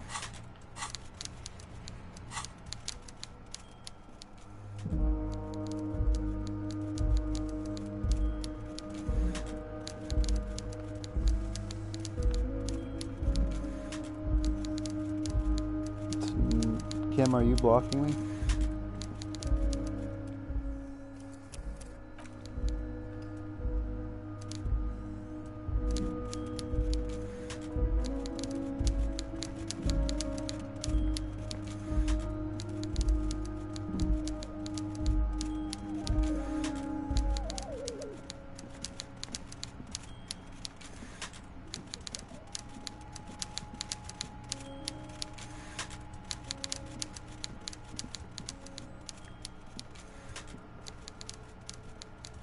Is this not the way we came in?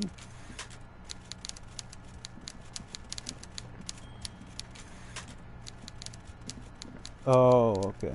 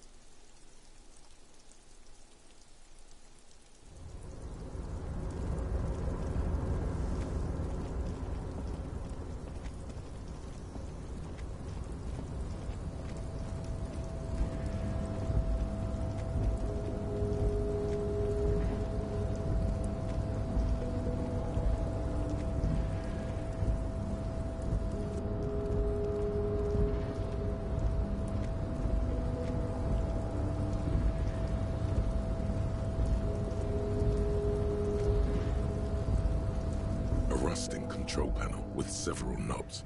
2 buttons marked Marsh and Arrête are faded with use. It seems to control the large crane above. A container is a crane stands tall with a loud grind. The crane shifts overhead, moving a massive metal container through the air.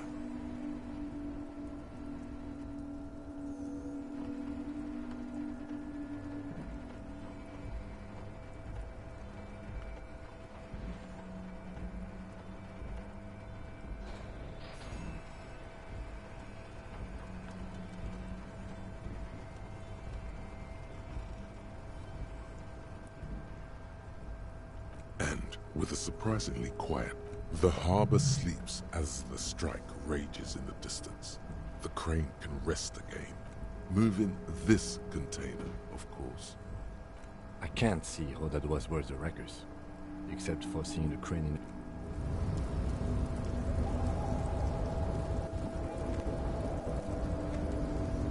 Before you stands a cargo container, just one of many in the yard. Is this like your thing with that wall again? Maybe. You do? Because I don't. There are a million containers here. Why are you fixating on this one?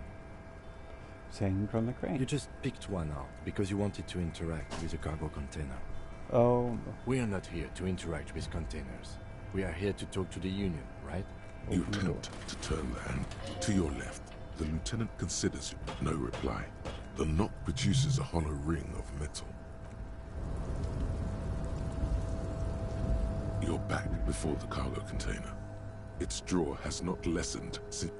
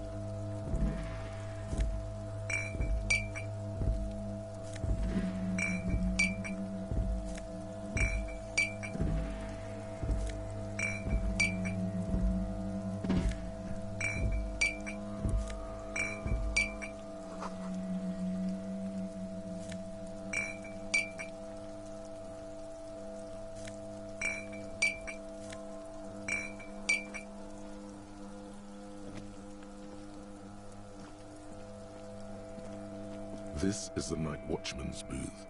The name on the door reads, René Arnaud. If you must. But please hurry. We are... Nothing incriminating catches your eye. The cabinets are clean. It's a black and white photo of a young couple out in a street fair. The man... Why did you take that?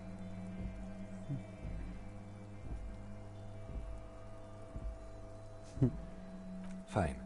But let's move. I don't want to be... I think it's a side thing.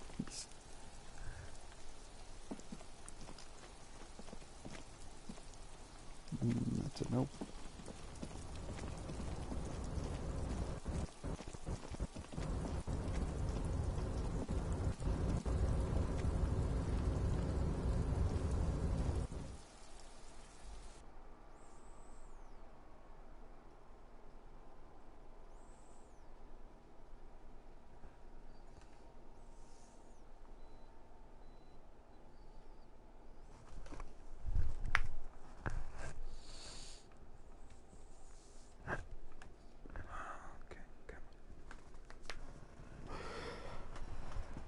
Oh, God. Oh.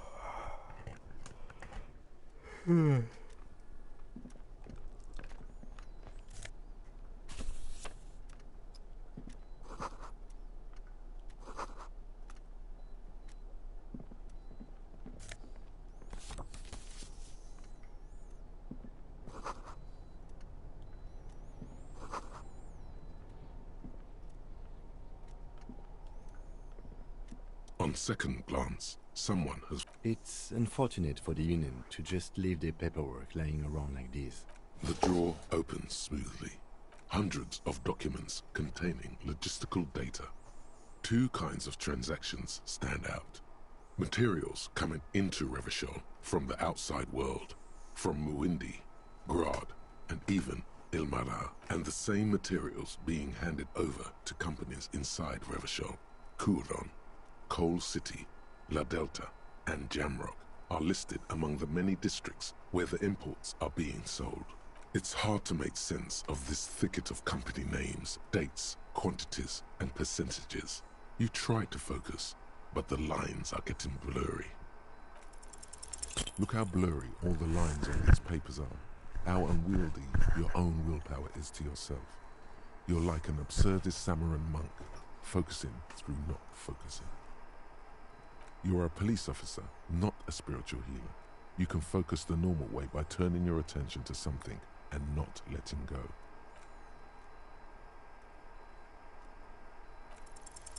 Whatever's hidden here is hidden well. Concentration isn't enough. Only a trained accountant with a background in logistics would be able to really make sense of it. However, there is a little handwritten note stuck on the side of the drawer.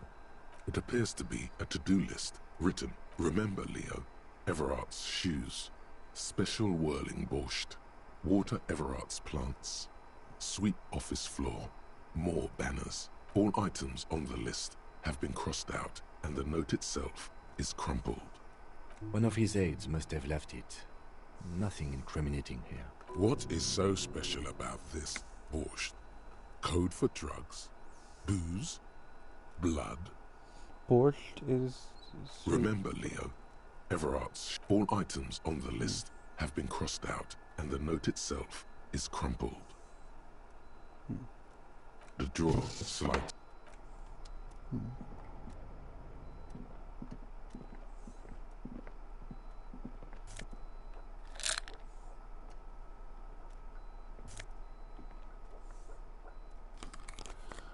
We've got sunglasses.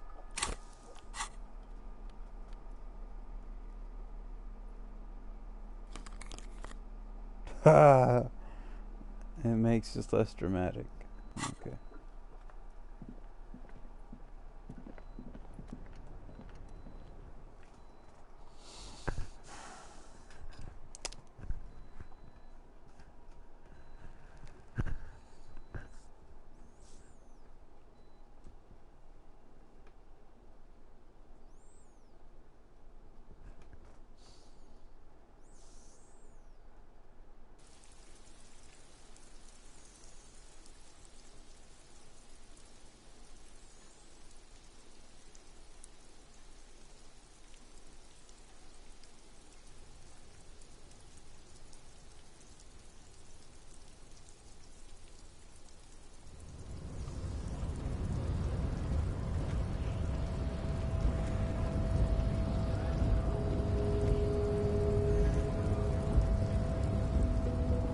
not presume this has drastically altered our race dynamic. I knocked you out like a god of martial arts. True. I said nothing about our personal dynamic. That has altered. A little. Everard told you to help us to get the body down from the tree. So it was. You bested me in race combat to reach my superior, then had him give me an order. I salute your cunning, enemy. I will go and remove the body from the tree with my bare hands. You're so noble, Measurehead. But while I am gone, someone must stand guard on the bridge. That someone needs to be you. This is the uncomfortable result of not taking it on ourselves. I can live with a compromise. Listen to your little friend. He is wise in his childlike way. His mysterious race may yet prove fierce competition to my heroic haplogroup. Babe, see that they stay here the whole time.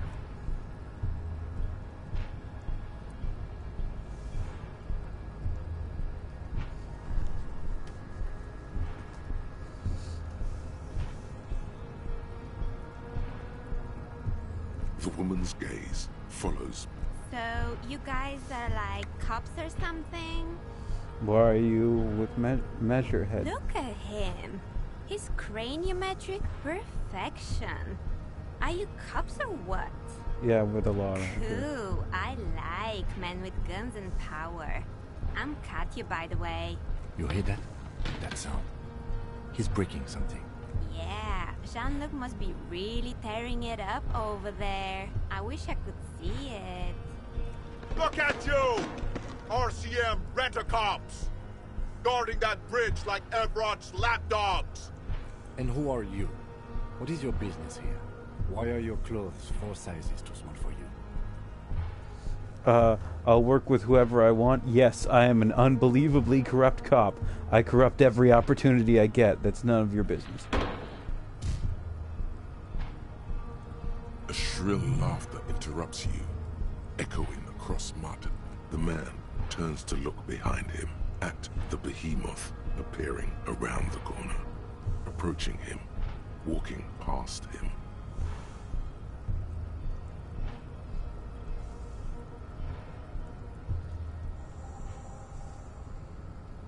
The corpse has been removed from the tree. Stand down and congratulate yourself. You have sided with Ray's victory today. There has been no... Oh god, does this dude have nothing else to talk about? And what you had to do was to become a Union man for all to see.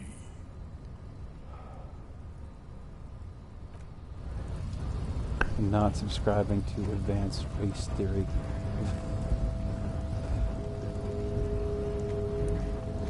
No man matches Measurehead. I kicked him in the face.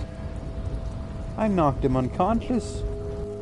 I punched him twice. Sure, he lifted me up and squeezed my head, but, like, I knocked him flat out.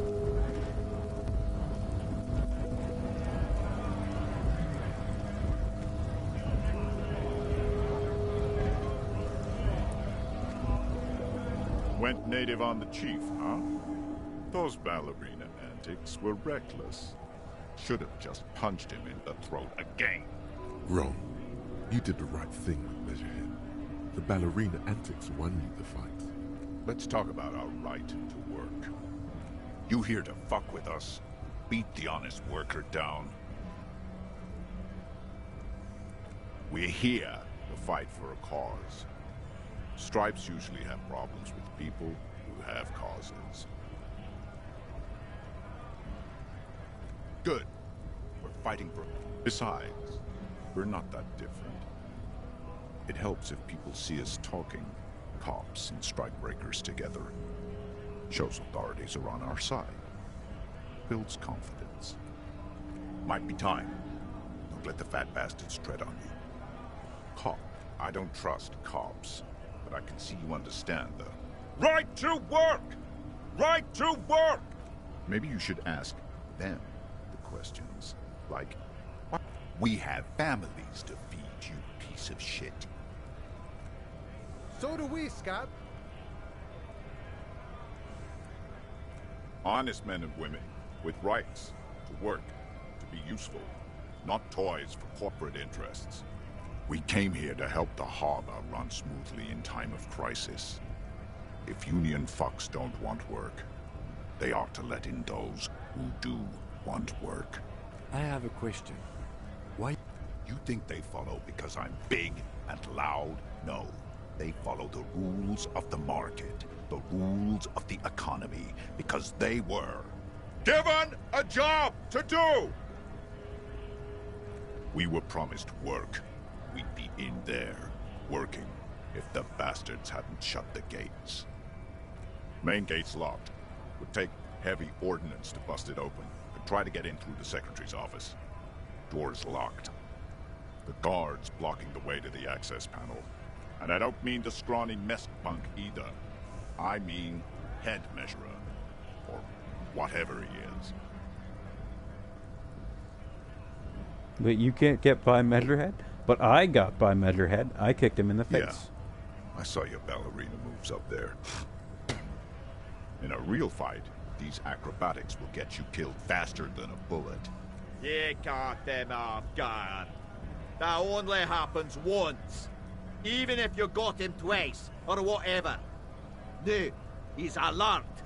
Standing on a narrow bridge. And me, man, are tired and hungry. Why don't you go arrest them instead? I'm sure they've done plenty of criminal shit. They have that look. It would be better for the neighborhood if you went home, at least for now. No! They will give up eventually. Or get drunk. Leave the button unguarded. Then we charge.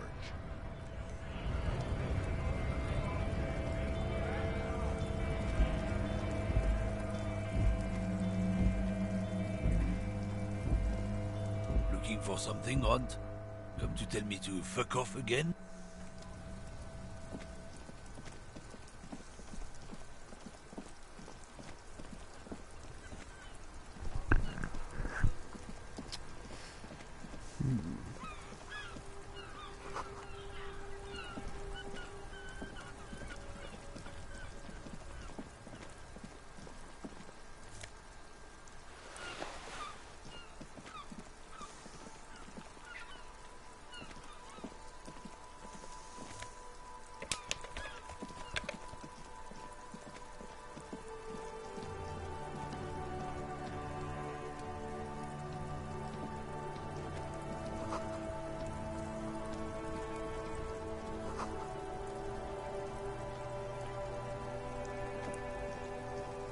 You see two lowly, defeated speakers, thralls, slaves basically, perched atop them like conquerors surveying the land.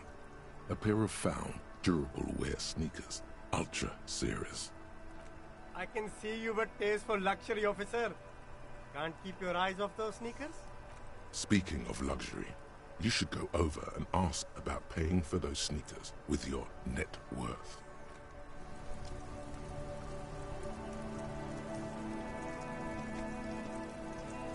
You see a Samaran street vendor surrounded by a motley assemblage of goods. When he realizes you're looking at him, his face breaks into a wide, welcoming grin. The name Silene is embroidered over his breast pocket. Happy shopping, officer. Everything's cool here. What's so cool? Everything's cool. The goods are cool, the customers are cool, the place is cool. And one more thing, officer. From out on the bay, a cool wind gathers. It sweeps into the city, tugging at the textiles hanging around the stand. Some distance away, the sound of a tin can clattering across the street can be heard. You're very cool. You feel a twitch in your index fingers. There's a finger shootout occurring. Whip him out, or no, it's a safety hat. Whip him out. Don't shoot, officer. Have we got an arrest here or just a shakedown? Shakedown. Good one, officer. You're a funny guy. Now what can I do for you? Then fire away, officer.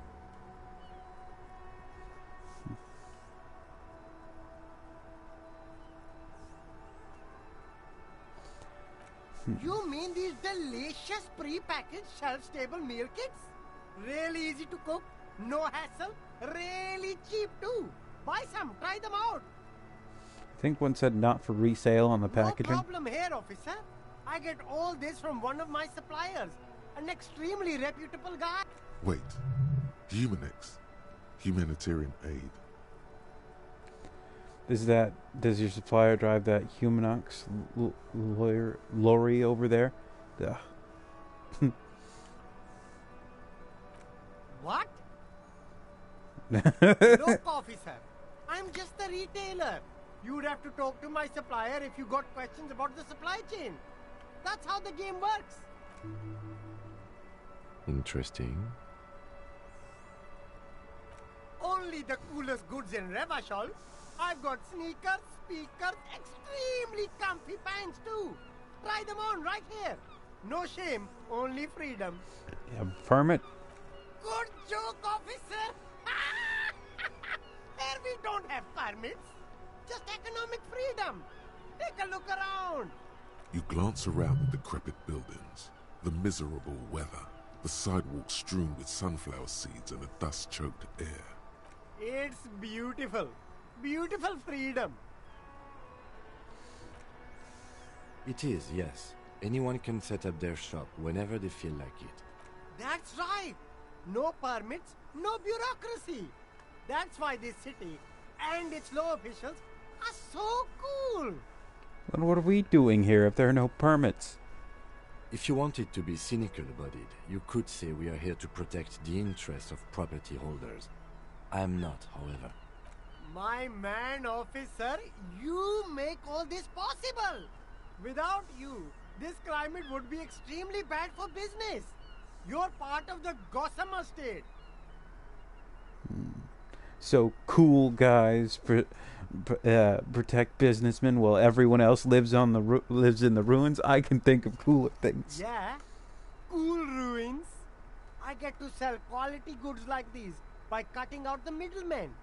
You don't have to rebuild your house, live in a crater, or in a tree. Where can you do that?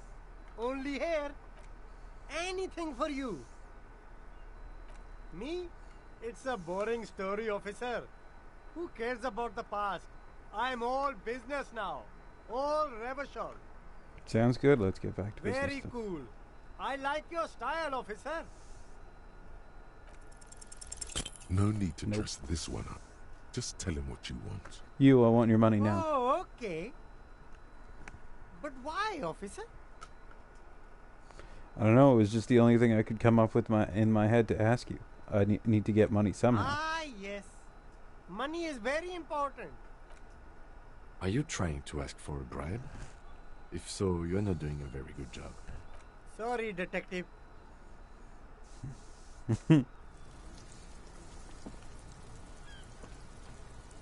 There's a pile of cheap, You like sunglasses? stylish shades, huh? They'd be even more stylish if you paid for them with net worth. These are all boring.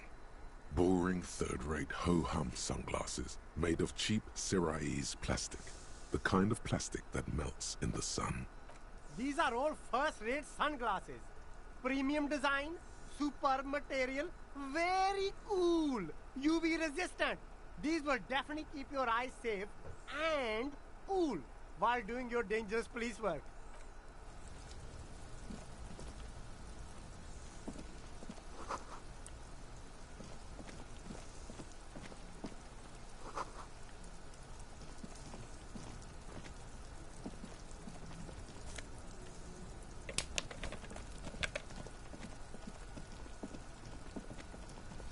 Alright, to the store where we will sell our bottles as a police officer does. You know, that's how they do. Earn their wages by selling bottles I don't know where all my money went. I know I'm an alcoholic, but still. I do not have enough money to make it through the night. I don't know where we're supposed to sleep.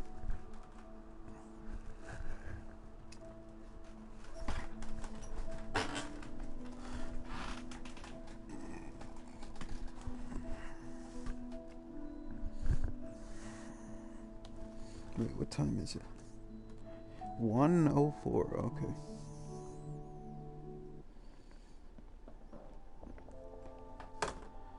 Okay. The tear machine stands in the corner. Your bottles clunk into the machine, and the money appears with a satisfying jingle. You're a richer man now. Do you know what you should do with that money, kiddo? Got $12.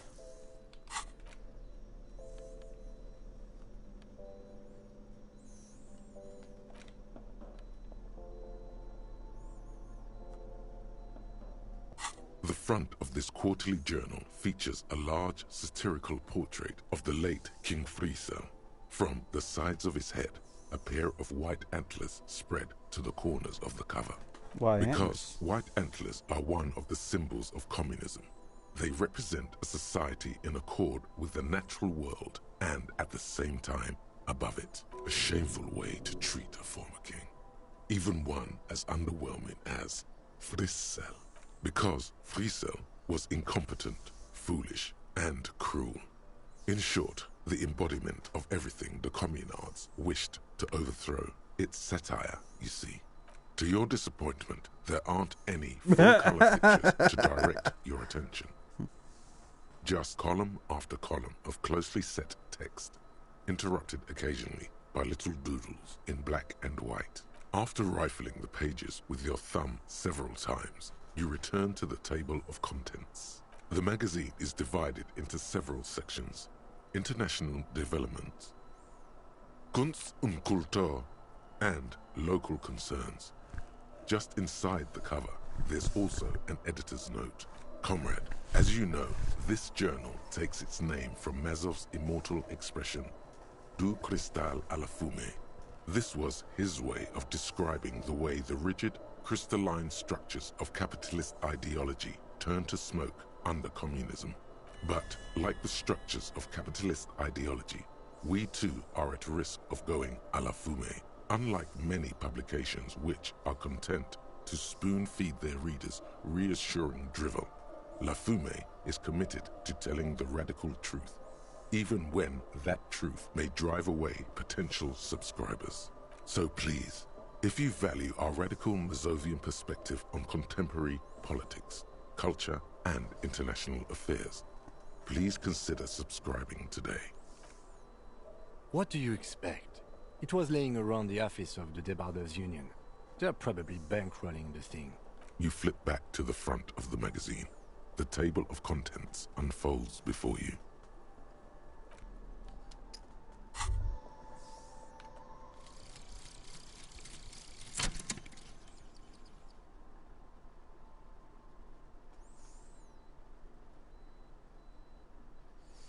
Oh, okay. Increase zoom out distance. Okay, wait, hold on.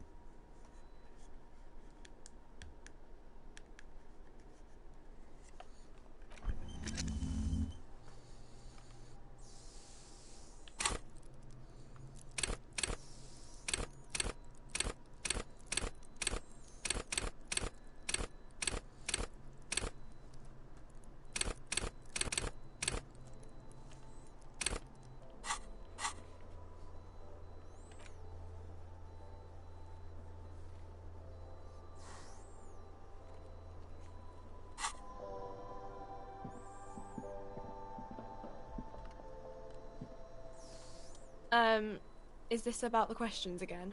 Because I don't really know I don't really know anything. Uh-huh. You see several packaged raincoats fill a low shelf beneath a display of croissants and juice bottles. A small cabinet on the wall is filled with various medicine bottles, nasal sprays, and blister packs. They all bear the Saint Baptiste Pharmaceutics logo.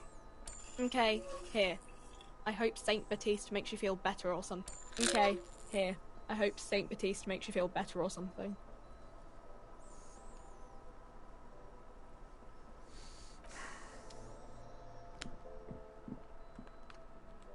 God, we need cash.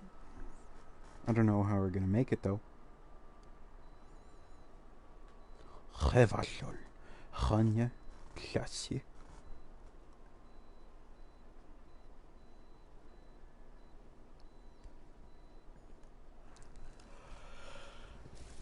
Oh God.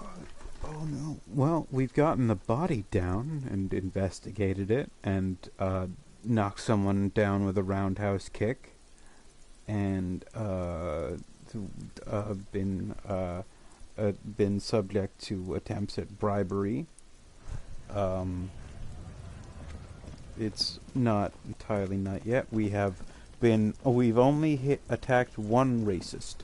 We have one more to go.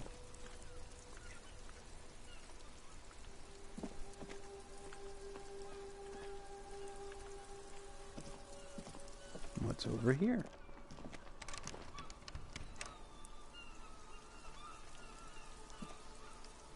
An old call box with a matrix of push buttons lists all the companies in the East Delta Commerce Center.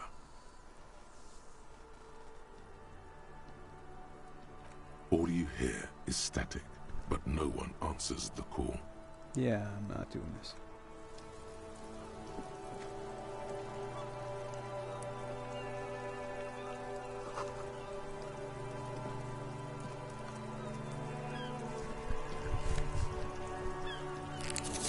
Oh, damn it. I hit the wrong button.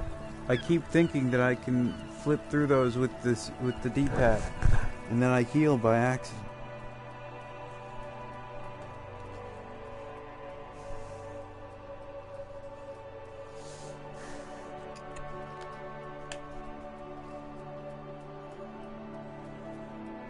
Oh wait, I did not. I need to put my thoughts onto finger guns.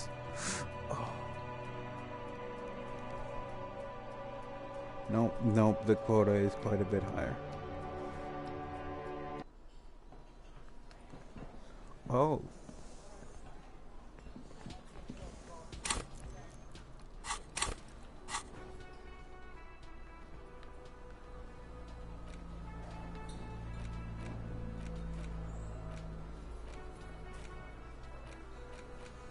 Oh, I need a skill point to do that.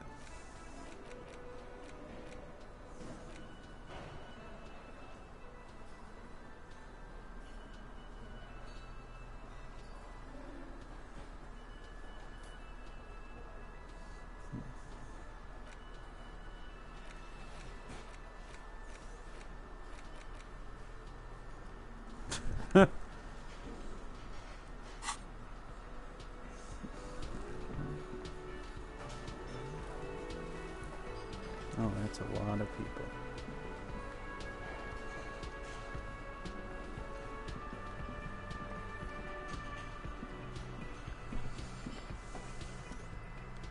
Hello again, sweetie.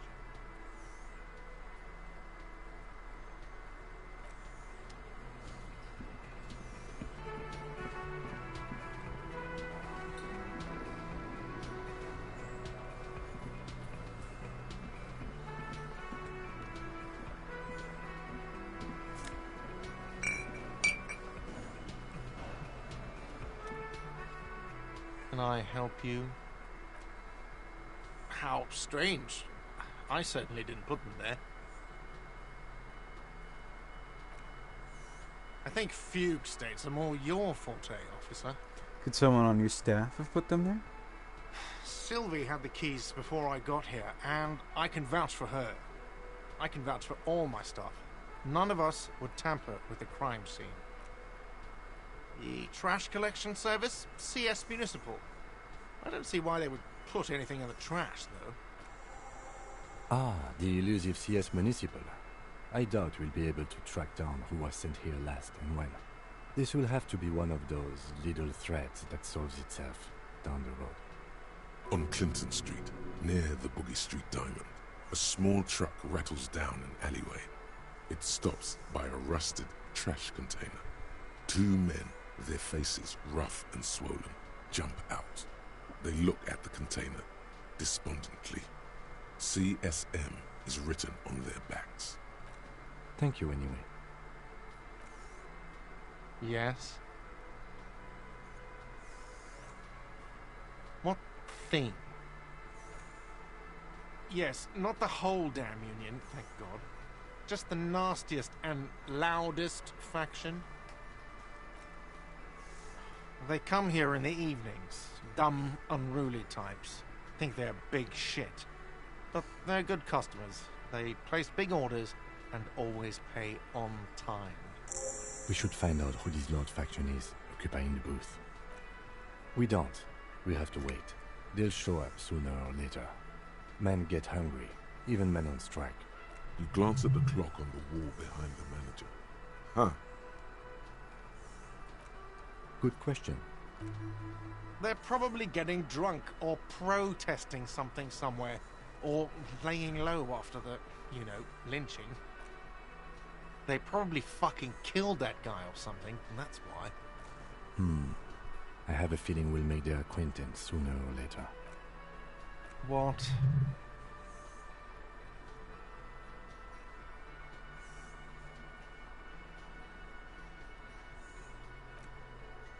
Absolutely out of the question. Absolutely in the question. First we find a sad banger. Then we sing this place to shit.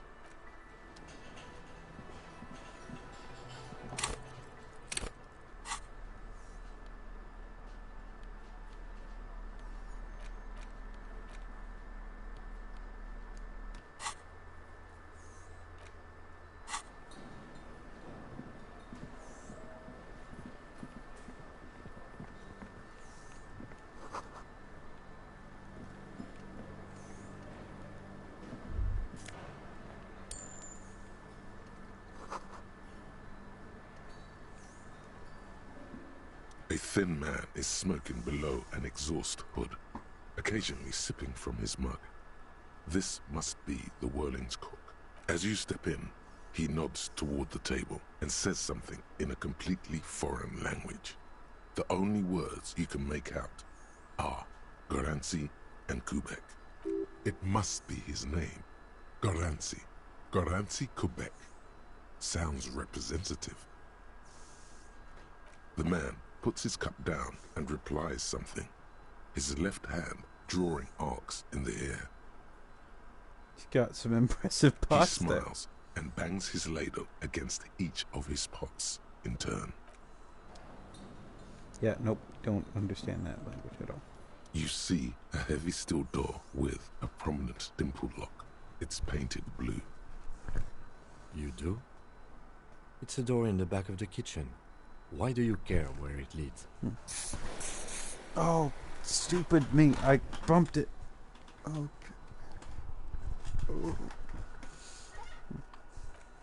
Eccentric. But okay, I suppose we could look into it.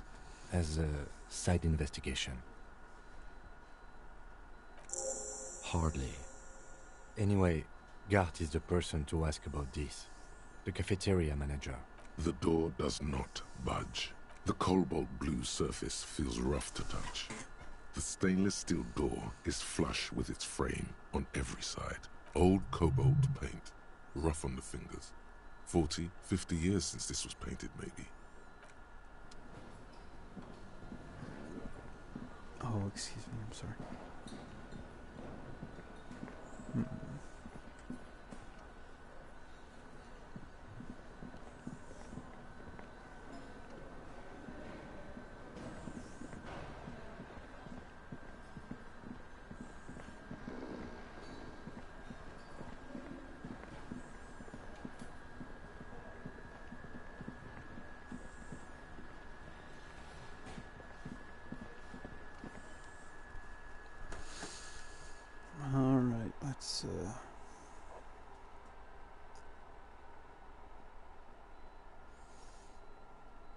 Let's see if we can figure out some kind of way. I don't know. I don't know what we're doing next. We've got to investigate the body, I guess. I don't know what we're supposed to investigate next, because I really don't want to work with that union, because they seem pretty suspect and about as criminal as you can get.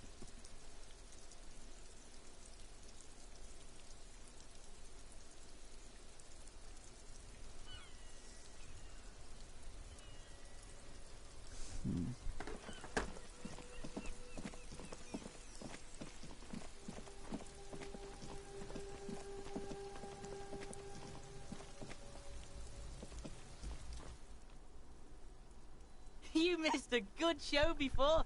A kid came by and completely fucked the tree to pieces. He fucked the tree up! Fucked it good! It was porno! Shoot that shit at Kuno, Pigonaut.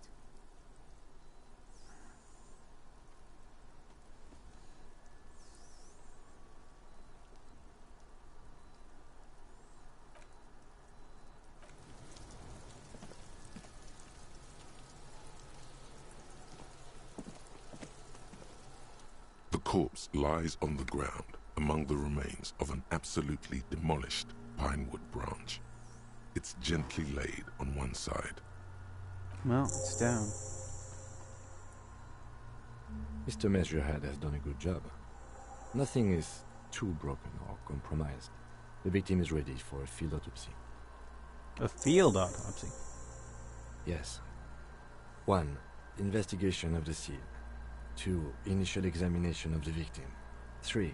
Field autopsy. 4. Transportation of the body to the morgue. We are on number 3. The fuck are they on about? Cop's gonna cut his shit up! Don't we have someone else for this? A doctor? No, you and I are detectives. The honorary rank of detective signifies our ability to handle the entire incident chain, from autopsy to cleanup to social work, everything. Wait, honorary rank of detective? An honor and a burden attached to your rank once you've proven yourself able, usually after 5 to 8 years of field work. Mine is lieutenant detective. Yes, I feel like a detective. You are. Your station would not have assigned you on this case if you weren't. Now, the way I see it, it's either this, or we complete the initial interviews. We already met Evrard, that only leaves the Wild Pines representative. There's one in town, negotiating the strike. She could have information. Not much later, I hope. Okay, yeah, let's... Oh, boy.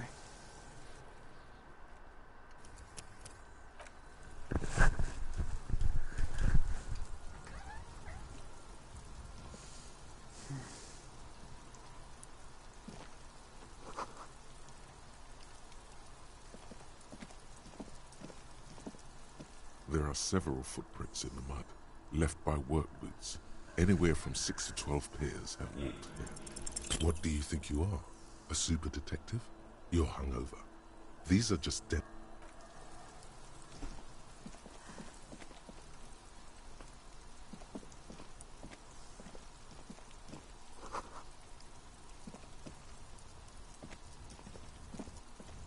An inconspicuous pile of the roofing material, Eternite.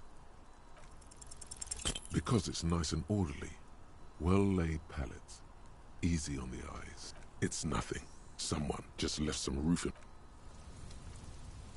An inconspicuous pile.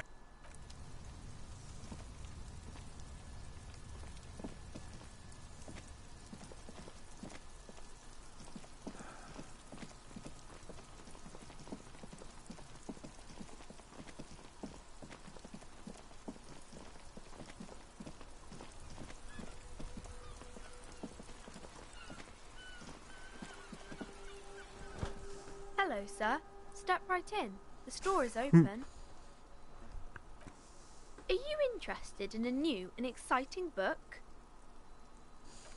Okay, sir. I'll try to answer any questions you have. I hope they're about books. What is your name? My name is Annette, sir. My mum, Her name is Plaisance. She owns the store. She's inside, minding the register, or organising the stock. Feel free to step in and browse our wares. You're standing out here in the cold because... I'm signalling that the store is open. Otherwise people might not know. They'd miss out on the crime, romance and biographies of famous people. You could say I should have a word with the store owner, maybe. Such a good trooper you are, learning the value of already learning the value of hard work. Or I could help by brutally dismantling the free market. Thank you, sir. I'm glad to help Mum out with the store. She doesn't seem to understand what you said.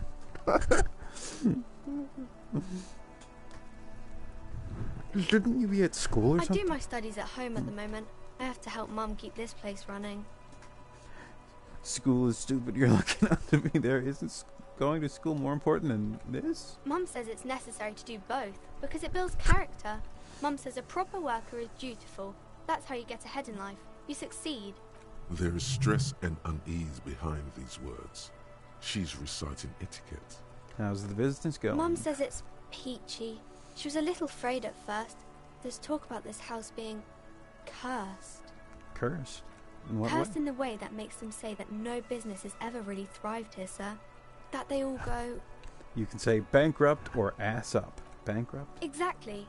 But we've been doing fine so far. Sounds rather serious. I should probably look into this. We can go into the bookstore and ask about the case. But I don't see much more to look into here. Yes. Please do also look at our wares inside. The postcards and board games are there, sir. How does this curse manifest itself? It does not manifest itself in any way. It does not exist. I liked it better when we were talking about whether it's appropriate to stand out in the freezing weather. And you can say, but Kim, the plasmic manifestation. No such thing. Anything else you wanted to talk about, sir? What do you know about the other failed Nothing businesses? really, sir. Mum doesn't allow me to sneak around in the back rooms or the cellar. I don't really know what's there. Enough about the Maybe curse I for can tell now. you about some of our books instead.